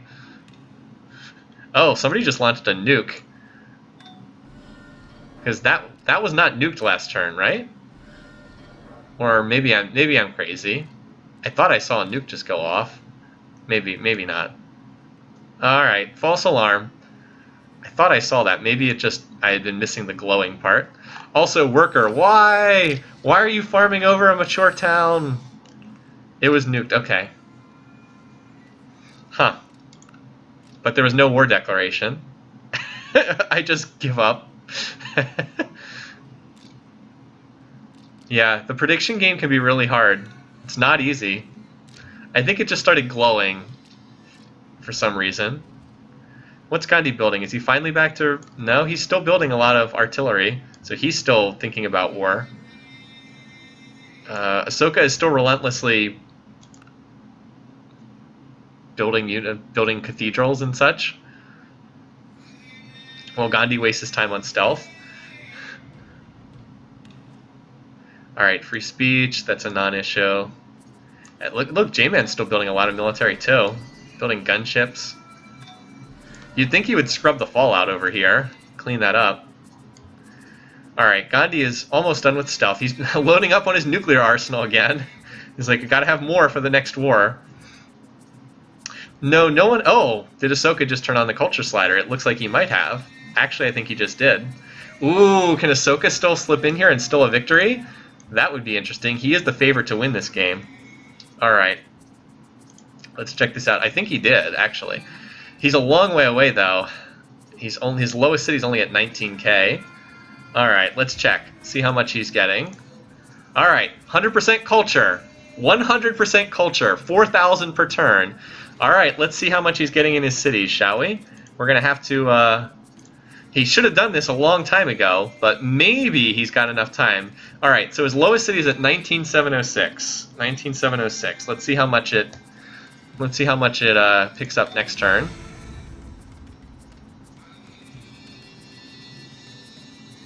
Take that as a challenge, Gandhi, and run your own slider. So Gandhi's now on the last spaceship tech. All right, back to victory condition. All right, 19,706. So he's getting 606. He's at 660 culture per turn. He needs 30k. I don't think that's enough though. He still needs, yeah, he still needs too many turns. I think he still needs like 40 turns to win. I don't think Ahsoka can do it. I think he needed to turn this on sooner. Meanwhile, over here, Agra only needs 10k, 11k more. I don't think it's fast enough either. Yeah, I think it's too short. But Gandhi still has a chance here. Gandhi's still got a shot because he's only 11k. Gandhi's like racing between the space victory and the culture victory right now. So let me see how much. So he's at 39,071 in Agra. 39,071. And let's see what that goes to. Plus, there's always still the potential for another war. Well, this has turned into a pretty interesting endgame.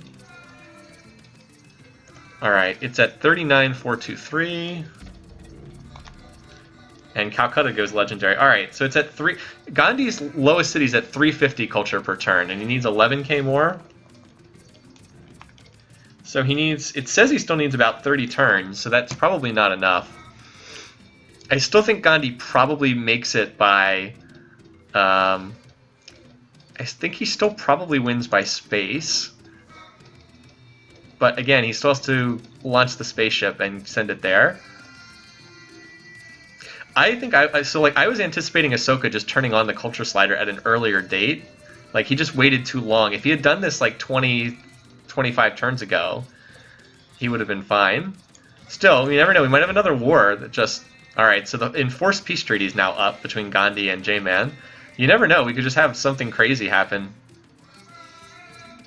If Churchill hadn't declared on Gandhi, he'd have gone to culture. Maybe. It's hard for me to know like when the AI decides to go for one thing as opposed to another. Like when it decides to do that can be confusing. Okay, so Gandhi has now just finished the last spaceship tech, right? Yes, so he finished. So now he needs to build a stasis chamber. Where is he building it? He should have put in. All right, building it in the capital. So he'll launch in 2 turns. So we're going to look for a finishing date around turn 332, unless something else happens before then. Roughly around that time. I don't think any of the various culture victory attempts can beat that, but we'll find out.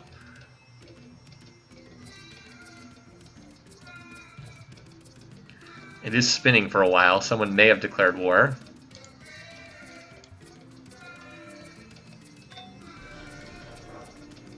He should have just whipped that to completion. Gandhi just changed civics, but he doesn't have to sit through a turn of anarchy, for better or for worse. Alright, maybe not. I thought maybe someone had gone to war just because it was taking so long to process the turn, but I guess it's just because we're so late in the game now. Gandhi's on future... Oh, wait, did he just turn on the culture slider? Because he's on future tech. Is he literally racing himself to the victory condition? No, he's not. He went to max gold, not max culture. Yeah, well, no, finish date, no, he didn't actually turn culture on. For one, I thought he did too, but he chose to run the gold slider, turn off. Interesting. That's really weird that he just went to all gold for a second. I thought that he was going to the culture slider too. Alright, the instant that this spaceship launches, we're on the clock. 10 more turns. Yeah.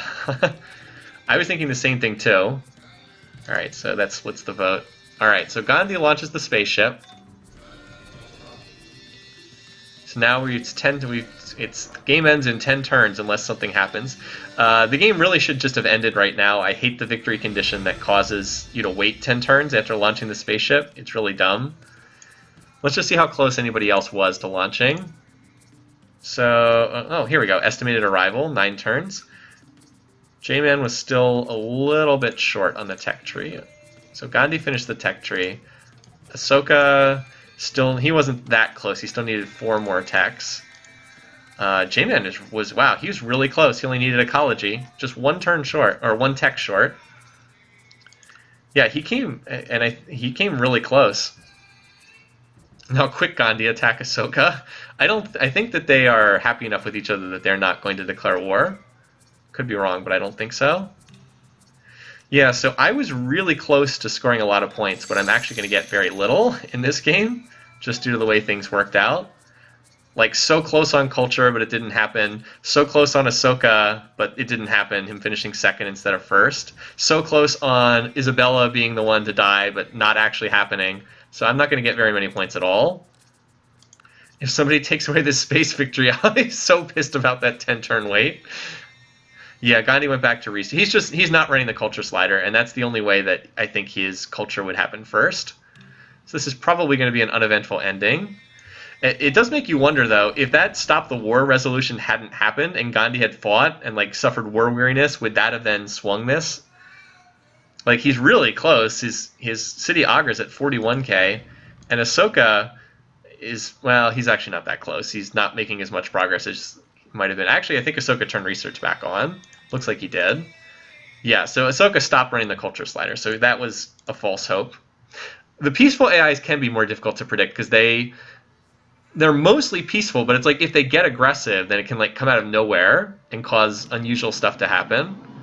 So I don't think we're going to see much of anything happen here. Oh, and Washington, yeah. Washington is still in this game, doing Washington things. Still a really close game. It has come down to like the last couple turns. I remain shocked that Victoria did not get eliminated in this game. Has just sat in the corner the whole time. Like, remember when Churchill and Isabella were the top 2 on the score graph? At one point, they were leading the game, and yet they both got eliminated, while little runt Victoria managed to stay in the corner and not get taken out. Yeah, we can check the bar graphs. We can check them after victory, potentially, too. But like in power, yeah. So any attempt to fight Gandhi right now would be absolute suicide. He's leading everything, and Ahsoka is now second in everything. As you might imagine, from absorbing most of an entire civilization, Ahsoka taking over pretty much all the Spanish territory except whatever the small amount. Oh, wait. I just see a gazillion orange dots running across the border. Looks like a war just started. That's going to come as bad news for some of you and good news for other ones. Here we go. So one last war for the road. Here come the nukes. I better tick up the power war counter before I forget. Up to 12. Some people are like, seriously, Gandhi? Well, knocking J-Man into 4th will not actually do anything in terms of scoring. I don't know if it like might make people feel better, but it won't actually change anything. So how much more time does Gandhi have? He has 4 more turns before the game ends. Let's see what he can do. Minus 2 more points, thanks, Gandhi. Yep. So J-Man actually is the same tech level now. There's no advantage in units. It's just Gandhi has a lot. Oh, and also Gandhi has a massive force over here to take that one city. That one city. It's just like a sea of orange on the minimap. Also, there's even more nukes going off. Some of them getting shot down. Lisbon has... also, and J-Man is nuking Gandhi back. It's not like he's ignoring this. So this city will fall. I knew. It definitely can't hold out against all these units. Also, note the battleship in the desert on the fort there. Put up a good fight. Still survived 1 more turn. Longer than I thought it would hold out. Jeez, and the nukes just keep falling over here.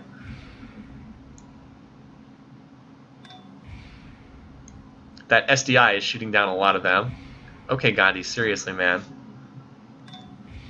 Like, do you think that's enough? Jeez, okay. Well, they're all getting shot down. Good lord. Can you imagine if J-Man did not have the SDI? A lot of unhappiness, though. Look how unhappy. So remember, Gandhi has the statue of Zeus, so there's a lot of unhappiness here. Will we see desert fairy magic? Sure, I mean, we can see the power bar graph. It's not pretty for... Well, Gandhi's actually lost more so far. So that city will get taken. All right. And now the push is on. So J-Man, if this went on longer, he would get eliminated for sure, but it's not going to last much longer because the game's about to end.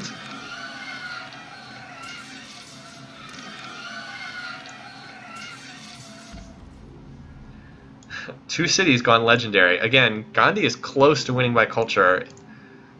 Yeah, he's only 6,500 away on Agra.